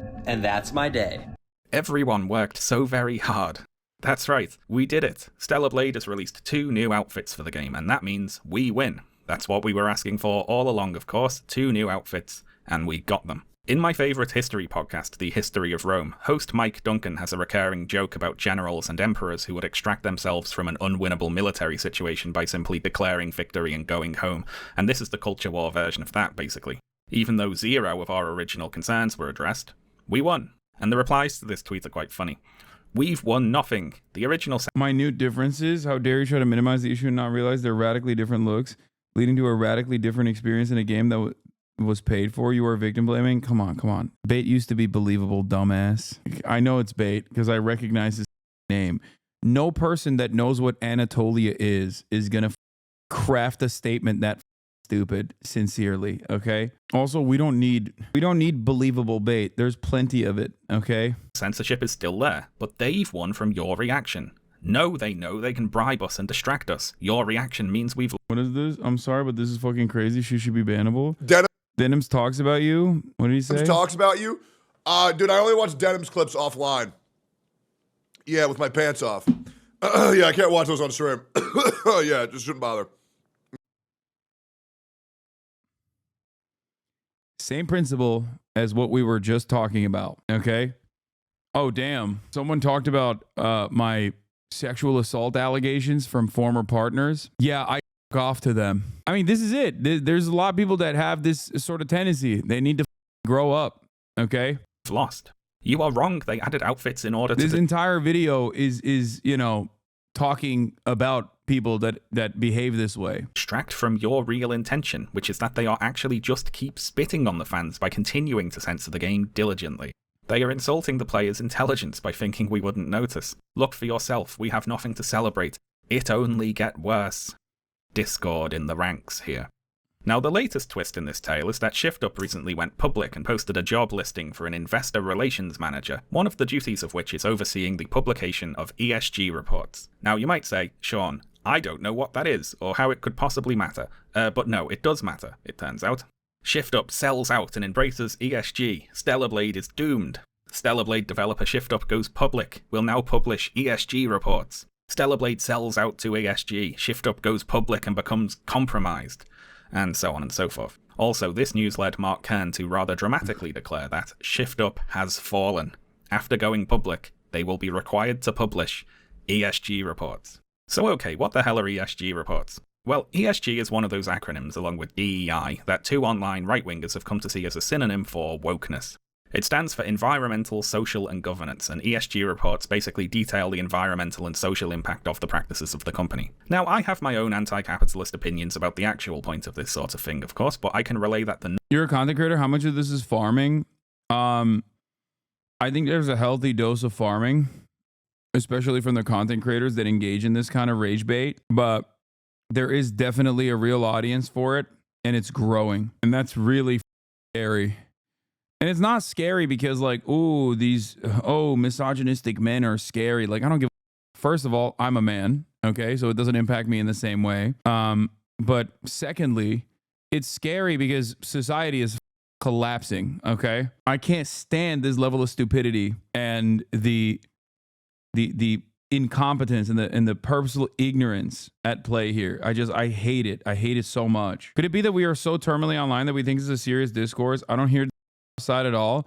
No, this is absolutely a terminally online piece of discourse, but there's 2 different problems here. One, unfortunately, as we become more and more isolated and alienated, things online do have the capacity to impact things in the real world. And last but not least, if online is your only interaction with the outside world, then this does have the capacity to dupe you. And this kind of idiotic hallucinations end up reinforcing a lot of bad behavior and a lot of bad ideals. And in the interest of pursuing this shit, a lot of these losers then make it their lives' mission to endlessly harass video game journalists and the developers that make these video games. Stop saying still on this vid. It's almost done, and it was actually a very formative video. Shut the fuck up. The trolls are purposely weaponizing being naive in the real world. It's mostly people being lazy and just taking information by osmosis. Yes. I mean, you guys saw an example of this that is very close and personal to me. A version of this cynical, bad faith smear campaign happened with this platform that you're on for the past month. It was completely concocted by bad faith actors with an agenda to undermine the platform with a very specific goal of either unbanning a person that was banned from the platform for good reason or banning me, a person that they've identified as their enemy. And when that couldn't happen, they went after people in my orbit. And then when that didn't happen, they went to other organizations to try and apply even further pressure. They went to advertisers directly. And when that didn't work, they still went along with this narrative that it was actually successful. And in that process, I'm sure there were thousands of people who just go about their day-to-day existence that just took that for granted and will never think about it ever again. But now in their minds, they think I am an anti-Semitic lover, and Twitch is defending me because Dan Clancy loves me personally, and that advertisers actually left in droves, and Twitch took a major hit, but they still wanted to protect me because they also are anti-Semitic terrorism lovers. Look, there's still people in here that say, ha ha ha, nice accountability. Like this person legitimately probably believes everything that happened in this process. Despite the fact that this is why you've fallen off projection. Ha ha ha, nice accountability. Like, do you see what I'm saying? And this is a sock account that they created in October 5th, 2019. Okay. And they've obviously been following for quite a long time and have unfollowed in the process and followed again as recently as July 15th, 2024. And they're still in here. Some people would much rather believe a lie than dare to interrogate what the truth is and self-reflect. Bro, you are on video. What are you even saying? This is what I mean. There you go. This is it. Accountability. It's always accountability. Gamergate was about ethics in video game journalism. And this last iteration of Gamergate, this like microcosm of Gamergate here, was also, once again, accountability, bringing about accountability to a platform. Why are you defending the point of view of the cartel's law? Mexico equals cartels to Hasan. Like, this person is defending Donald Trump's possible moves of bombing Mexico or invading Mexico to, destroy the cartels or whatever. So they're at least Trump adjacent, okay? And here, in the very same breath, a day later or 2 days later, they're talking about accountability. You are on video saying the dumbest shit every day. Brother, for most normal people, and I can't stress this enough, they do not see the world in the way that you see it. I know it's virtually impossible for you to comprehend this, but most people in the real world actually are diametrically opposed to your way of understanding the world, okay? If your framework revolves around defending Israel, you are, unfortunately for you, the minority. You are the overwhelming majority of Congress, but you are the minority in even American society. Defending Israel, Trump adjacent. Okay, what's your perspective then? What a phrase. It's impossible for you to comprehend accountability. I used to think you were an intellectual. Okay, what's your, now I know is pseudo. You moved on from one person that you thought was an intellectual, me, to another person that you think is an intellectual because you have no opinion for yourself. Okay, you hopped around. Explain to me what your worldview is. Why were you defending Donald Trump's policy of potentially sending SEAL Team 6 into Mexico? My worldview is that you're an idiot. Exactly. That's it. That's what's that's the point. I know. That's why you're a dumbass. You have no genuine politics. You have no genuine interest in anything. You've been overcome. You've been overwhelmed with hatred. Why would you openly admit that about yourself? I'm asking you, trying to have a normal conversation with you, asking you what your personal politics are, And your personal politics is that I'm wrong and that I'm stupid. That's not real politics, you moron. You have lost your humanity. You basically have lost any sort of comprehension. You are simply a pawn for another content creator who doesn't even know you exist, okay? You're in here trying to fight his battles. Your viewers are pawns, dumbass. Again, I will ask you one more time. Why are you defending Israel or Donald Trump's policies of invading Mexico or engaging with the cartel in a violent manner, thinking that this will be a successful way to combat drug trafficking in this country? This is the worst part of parasocial relations, man. I know. Go take some do everyone a favor. Buddy, between you and I, who do you think is closer to the verge of suicide? The guy with a sock account titled Twitch Viewer 05978, who's been following me since 2021 and crying in here, or the Twitch streamer that he's watching? I'm crying so hard, we can tell. Anyway, we'll get back to you when you have a coherent thought that is individually, a coherent thought that you came up with on your own, okay? Nominal point of this sort of thing is to attract socially conscious I know where that kind of hatred comes from, okay? I've been angry and vulnerable in the past myself. I know where you're coming from. I know what it feels like when you are desperately looking for a sense of community online, okay? But the moment that you absolutely despise a Twitch streamer, okay, a dumbass Twitch streamer like myself, to such a degree that you are in the chat like trying to wage intellectual battles in your mind, to feel a sense of humanity, to feel a sense of recognition that you have lost in your own personal life, is a moment where you are diving deeper and deeper into the sadness, the pit of despair. I want what's best for you, okay? I promise. You pulled me up, dumbass intellectual battles. Oh my God. All right, well, I hope you get better. Let's finish this video now. Invest in us not just because we're a good financial investment, but because we are good for society, that sort of thing. Of course, even the mildest corporate overture towards any sort of social responsibility is read as Marxist infiltration by the sorts of people who see Marxist infiltration everywhere they look. And so Shift Up hiring someone whose job will be, in part, to publish ESG reports is seen as necessarily compromising. They have caught the woke mind virus, in other words. Alas, they were supposed to save our culture with their video game bikini ladies, but it turns out that was probably just a really strange thing to expect. Something that jumped out at me watching dozens and dozens of horrible videos over the course of making this horrible video was how few of these video game commentator channels seem to be run by people who actually play the games they're talking about. I saw a lot of people not just talking about how great Stellar Blade is without having played it, but talking about Hades without having played it, Baldur's Gate without having played it, and so on. Like, I didn't play Hades, and I have no plans to play Hades 2, but I'm outraged about these Hades character designs, and, like, why? Well, we know why, don't we? People like Mark Kern and the YouTubers who make these videos are outrage tourists. They don't really care about what they're talking about, they just want attention.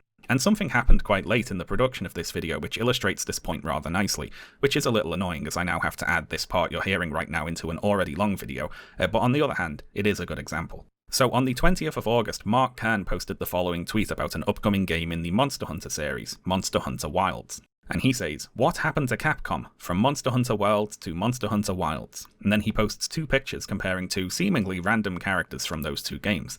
The Handler from 2018's Monster Hunter Worlds, and a new character called Olivia, shown here in a frame from the third trailer for Monster Hunter Wilds, which was also released on the 20th of August. The intent here was obviously to get another "they're turning the beautiful ladies into ugly ladies" discourse cycle started, but this one was thankfully killed before it got off the ground.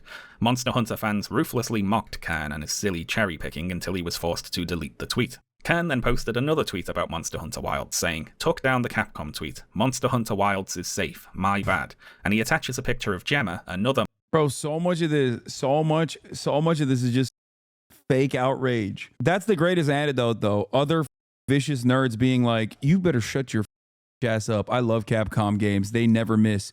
Fuck you." Asman believed this shit? No, dude, he didn't, okay? He believed the 1.5 million views that he accrued on his YouTube channel from believing this. That's what he believed. Come on, dude. Jesus Christ. The Monster Hunter Wilds character, who he apparently does find attractive. Good for him. But Kern has accidentally revealed something here. You see, Gemma was shown in the first Monster Hunter Wilds trailer, which was released back in May. Any Monster Hunter fan paying attention to Monster Hunter Wilds would already be aware of this character, so Kern doesn't know what he's talking about here clearly. But even worse, Gemma also shows up in the third trailer, the one featuring Olivia, the character Mark Kern was complaining about in his tweet, so he must not have seen it. He's only seen this screenshot. So it's not just that Mark Kern isn't some big Monster Hunter fan, he hasn't even seen the trailer that he's complaining about. Kern and the Outrage tourist YouTubers like to complain that their hobby has been infiltrated by fake fans. Listen, as long as your audience does not care about the truth and they only want a comfortable hug box, which is ironic because many people project and say that that is my audience, okay? It doesn't matter. You will never get punished for being wrong. How many people yelled at drama farmers that were like, Hasan was wrong about the Al Ahli hospital being bombed by Israel, when everything that Israel said subsequently after, before bombing every other hospital in Gaza, okay, came out to be completely false? How many people punished those guys?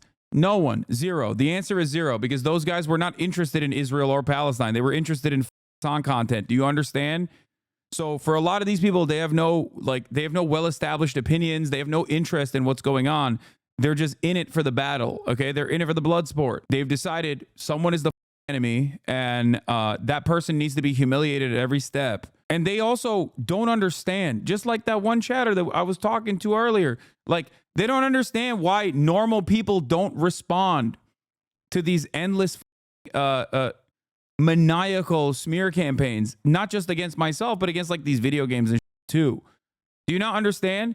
They literally are so firmly grounded in a falsehood, in a false narrative, that they can't comprehend why most people in the real world don't give a. They don't understand when their narrative that they've developed in a hug box is not reflected by the majority population in the real world. That's the problem. They get worked up, and even when the thing that they got worked up over doesn't actually follow through, when there's no actual material gain to be made, they just move on to other things or decide we won anyway. It was actually a victory nonetheless. That's the reason why that dumbass Dan Saltman, who's now actually Dan can't stream on Twitch for, doxing people and was running around being like, I actually took away hundreds of thousands of dollars of revenue from Hasan. What have you guys done? I saw that. Like, he was doing victory laps. It's like, I don't like running ads anyway, dumbass. What do you mean? Oh, I'm suffering so much. No, he said 3 to 4 million. That's hilarious. I refuse to take on advertisers that I don't want to get money from. I deny advertisers to the tune of $1 million specifically for the election night coverage. If I cared about like farming higher amounts of revenues, I wouldn't work with American made union shops when I'm doing my merchandise. I just go to China. Okay, I go to Indonesia. If I cared about farming as hard as these delusional losers care about it, I would take on any advertiser that wants to pay me. Okay, I don't need it. So you push them while not getting paid? What do you mean? The point is, not only am I principled in this circumstance, but also when the narrative fails, okay, when the narrative fails, they just move on and they try to like derive a victory from some other place where they're like, no, we still got a victory here. Lowy literally laughed at you for getting cucked on ad revenue on your contract. I know. He showed you run a lot of ads by posting a proof of how many times ads are mentioned in the chat. Yeah, of course ads are mentioned a lot in my chat because we gamified the advertising when I had a contract that forced me to run the minimum amount of ads that I could, okay, which was 4 minutes.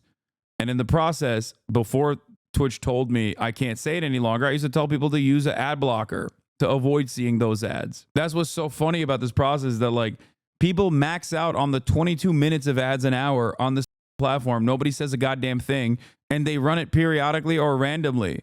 I wanted to do it in a way where it wasn't as disruptive and that people could not see the ads. Just show this to the haters. Yeah, I mean, this is a silly flex too. Like, yeah, I have a lot of subscribers. I mean, that number will go down next month after the election, okay? But it still doesn't matter. I work in advertising with accounts that spend millions per month. We don't care what delusional internet nerds think. I know. Can we get this guy off stream? No.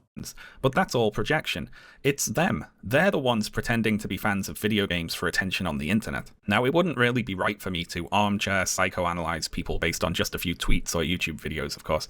But if I was going to, watching a lot of these videos, I'd say I saw a lot of people who seem to have lost their passion for their hobby. They've got bored, but they aren't moving on. And this is a thing that happens sometimes. Someone was into a thing when they were young and carefree, but now they're older and more cynical and they're not really having fun anymore. But instead of moving on and trying something new, they get angry. This thing is part of my identity. It's not that my earlier appreciation for the thing was that I was excited about having new experiences. It's that the thing was good and now it's bad. So someone ruined it, and I'm gonna moan at whoever I reckon that was. What a lot of these commentators seemed to want from Stellar Blade was for it to take them back to the good old days, before all this politics and wokeness, a simpler time where you could leave your door unlocked and you couldn't move for video game bikini ladies. This is of course just the video game version of the standard conservative nostalgia for a past that doesn't really exist. You know, the world was a brighter, happier place back when I was an actual child and didn't have to pay rent or know about wars. What a coincidence. For any of these people who are watching this video and have actually stuck around to the end, which I seriously doubt, I'm going to do a bit of a selfless public service right now and go back over what we've talked about today and explain what was actually happening. Okay, so first of all, individual video game journalists are not generally in the business of trying to destroy video games. Reporting on video games is how they get paid, after all. They might call certain games or gaming tropes bad, but that's just their own opinion as critics and reviewers. They're not trying to hurt you. It's got nothing to do with you, in fact. They're actually trying to make games better, according to their opinion of what better is anyway, but that's not to spite you. Again, it's got nothing to do with you.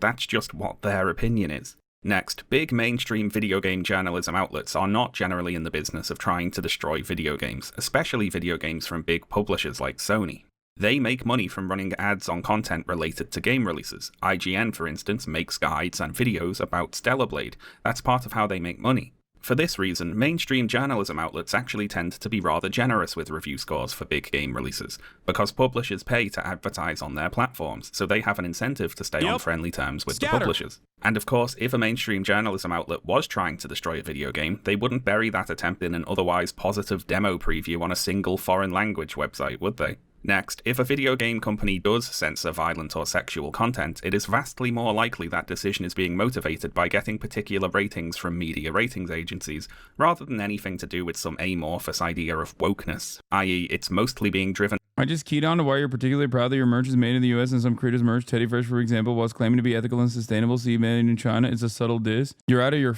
mind if you think that this has anything to do with Ethan Klein, brother. Are you insane? No, my merchandise has always been made in America by union hands far before I even knew who Ethan Klein was, okay? Get the out of here. No, it is not a sneak diss at all. And by older socially conservative people. Yeah, my entire worldview is actually a sneak diss of Ethan Klein. That's why I'm pro-union labor. To sneak this, Ethan Klein. The fuck? Come on, guys. Please. Stop obsessing over Ethan Klein. Please. It's unhealthy, okay? It really is. It really is. And capitalist financial incentives, not blue-haired feminists on the internet. If some ratings agency says you need to tone down the violence or sex or change the blood to be green or whatever, or you don't get to release in our country and therefore potentially lose profits, I mean, you knew who he was, but you hadn't met him yet. I feel like annoying people will call you a liar. Yes, I hadn't met him yet, okay? I knew him as the Vape Nash guy, and I did not know what his brand was at that time. My mistake.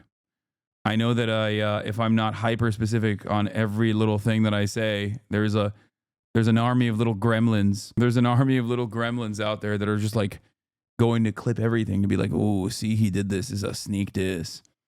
I think they were literally like covering me reading a chat to make it seem like I was actually saying something about Ethan the other day. It's nuts. Companies will do it. Please, but that's got shit all to do let's with be done wokeness. talking about Ethan. And that's the next point, of course. There wasn't some big woke mob push to ban or censor Stellar Blade. A couple of journalists criticised some aspects of the character designs in the game, because it's their job to give their opinions about video games, and that is the full extent of what actually happened there. The narrative about the woke mob coming for sexy ladies in video games used to be built on cherry picking and misrepresentation, only watching very particular sentences of Anita Sarkeesian videos and the likes, but today it's more like an ancient superstition or something. We are long past the point where that argument was centre stage now. The industry and the discourse are both moving on. The woke mob isn't coming to try and take Stellar Blade away, because, to be blunt, Stellar Blade's character designs don't really matter all that much. The argument really was about a lack of diversity in character designs, and Stellar Blade's style of character design just isn't as prominent and overrepresented as it once was. This isn't a two-sided culture war battle anymore, if indeed it ever was. It's the Outrage tourists versus their own imaginations. Next, I have a note about concepts of attractiveness here. Now, this goes beyond the remit of talking about video games, of course, but watching all these videos, I heard a lot of talk that was very obviously coming from people who just assumed that they were the default type of person, and that only people who are like them play video games, and furthermore, that any attempt to appeal to people who are not exactly like them must be some evil scheme or other. I heard a lot of gamers want this is what gamers want to see, when what they really mean is, this is what I want to see. Yeah. It's a very basic point, but there is a much wider range of what people... I think the inherent irony of this kind of cause championing is that like they get mad because they think like video game companies are making decisions specifically on the virtues of diversity to appeal to a different demographic. And they want themselves represented more. Like, they're doing the same thing. They're like, oh, well, I want anti-woke representation. Please, why are you doing woke representation? I want anti-woke representation. When in fact, like, gaming companies don't give a about woke representation all that much either. They just care about making money. That's the only thing they care about. That's precisely the reason why games are dog shit. Or I wouldn't even say games are dog shit, because I think this past year had a litany of sick ass games, well reflected in the awards season representation right now. People are attracted. With one exception, 5 Hearts Under One Roof. That game not being represented as the greatest game this year was a snub, and I'm sick and tired of avoiding it. Okay? It's a real snub, dude. To than what you're attracted to or what you see as the default. There are people who are attracted to a whole range of appearances, body types, fashions, whatever else, and some of them are even attracted to that part of the range that is more traditionally considered to be unattractive, something which a lot of the people whose videos I was watching could probably stand to appreciate a little more, shall we say. Also, when you see big corporations diversify their products and publish reports about the social impact of their activities and market their products to multiple target demographics, do you know why they do that? It's to make money. Big corporations aren't trying to usher in some Marxist takeover of society. Unfortunately, they're trying to get paid, so they market their products to appeal to a wide variety of people. What you see as going woke is, when it comes to big corporations, mostly just a profit-motivated diversification. Yep. They want diverse demographics to feel included, sure, but that's because they want to sell products to those people. There's no need to go on the hunt for the shadowy Marxist puppet masters pulling the strings of society, when actually the things that you're annoyed about are being caused by boring old capitalist economic incentives. The right are in kind of an awkward spot here, because of course they can't say they think capitalism is bad, but also they hate diversity. So if a profit-motivated capitalist corporation diversifies its products to target a wider audience, they're kind of in a bind. They can't call that out for what it actually is, so they have to sub in the spectre of communism and blame that instead. Not to go off on another tangent right at the end here, but I guess part of the issue is that the right see capitalism as something close to human nature, the system that best reflects humans at their default. And I suppose if you believe that, and also you're socially conservative, you'd expect capitalism to produce products that were narrowly targeted towards each type of person, and those products to be consumed by that type of person. And of course, the gamers we've been talking about today thought that video games fulfilled that role for them. So faced with inclusive media featuring a diverse cast of characters targeted at a wide range of different people, and that media being successful, that's a challenge to the whole conservative worldview right there. Probably even more so in the cases where the diversity is merely profit-motivated tokenism, because that communicates that even the cynical capitalists have calculated that enough people like diversity to justify making diverse products. If there was more money in producing only regressive, non-inclusive, narrowly targeted content, they'd be doing it, but since they're not, that means the conservatives must either be wrong about people or wrong about capitalism. But that can't be true, so enter the cultural Marxist puppet masters perverting the true course of history or whatever. Now, all the bad things about capitalism are actually secretly communism is such a common take. I know. It's just the classic dumb guy opinion.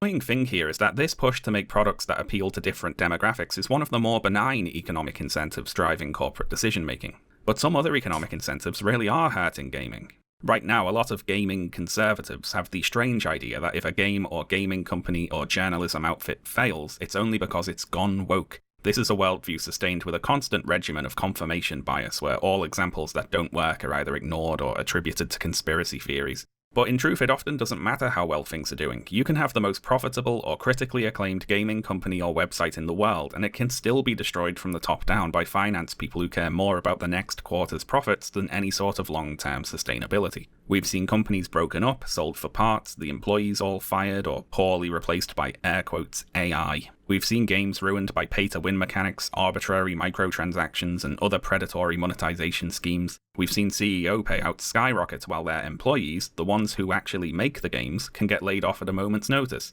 These are the actual things that are hurting the games industry. Anyway, I'll wrap up today with a message to Mark Kern. So, Mark, you can't just hitch your culture war wagon to whatever new game is passing by and expect that to reset media back to how you thought it was 30 years ago. Obviously, it's not going to happen. It's not possible.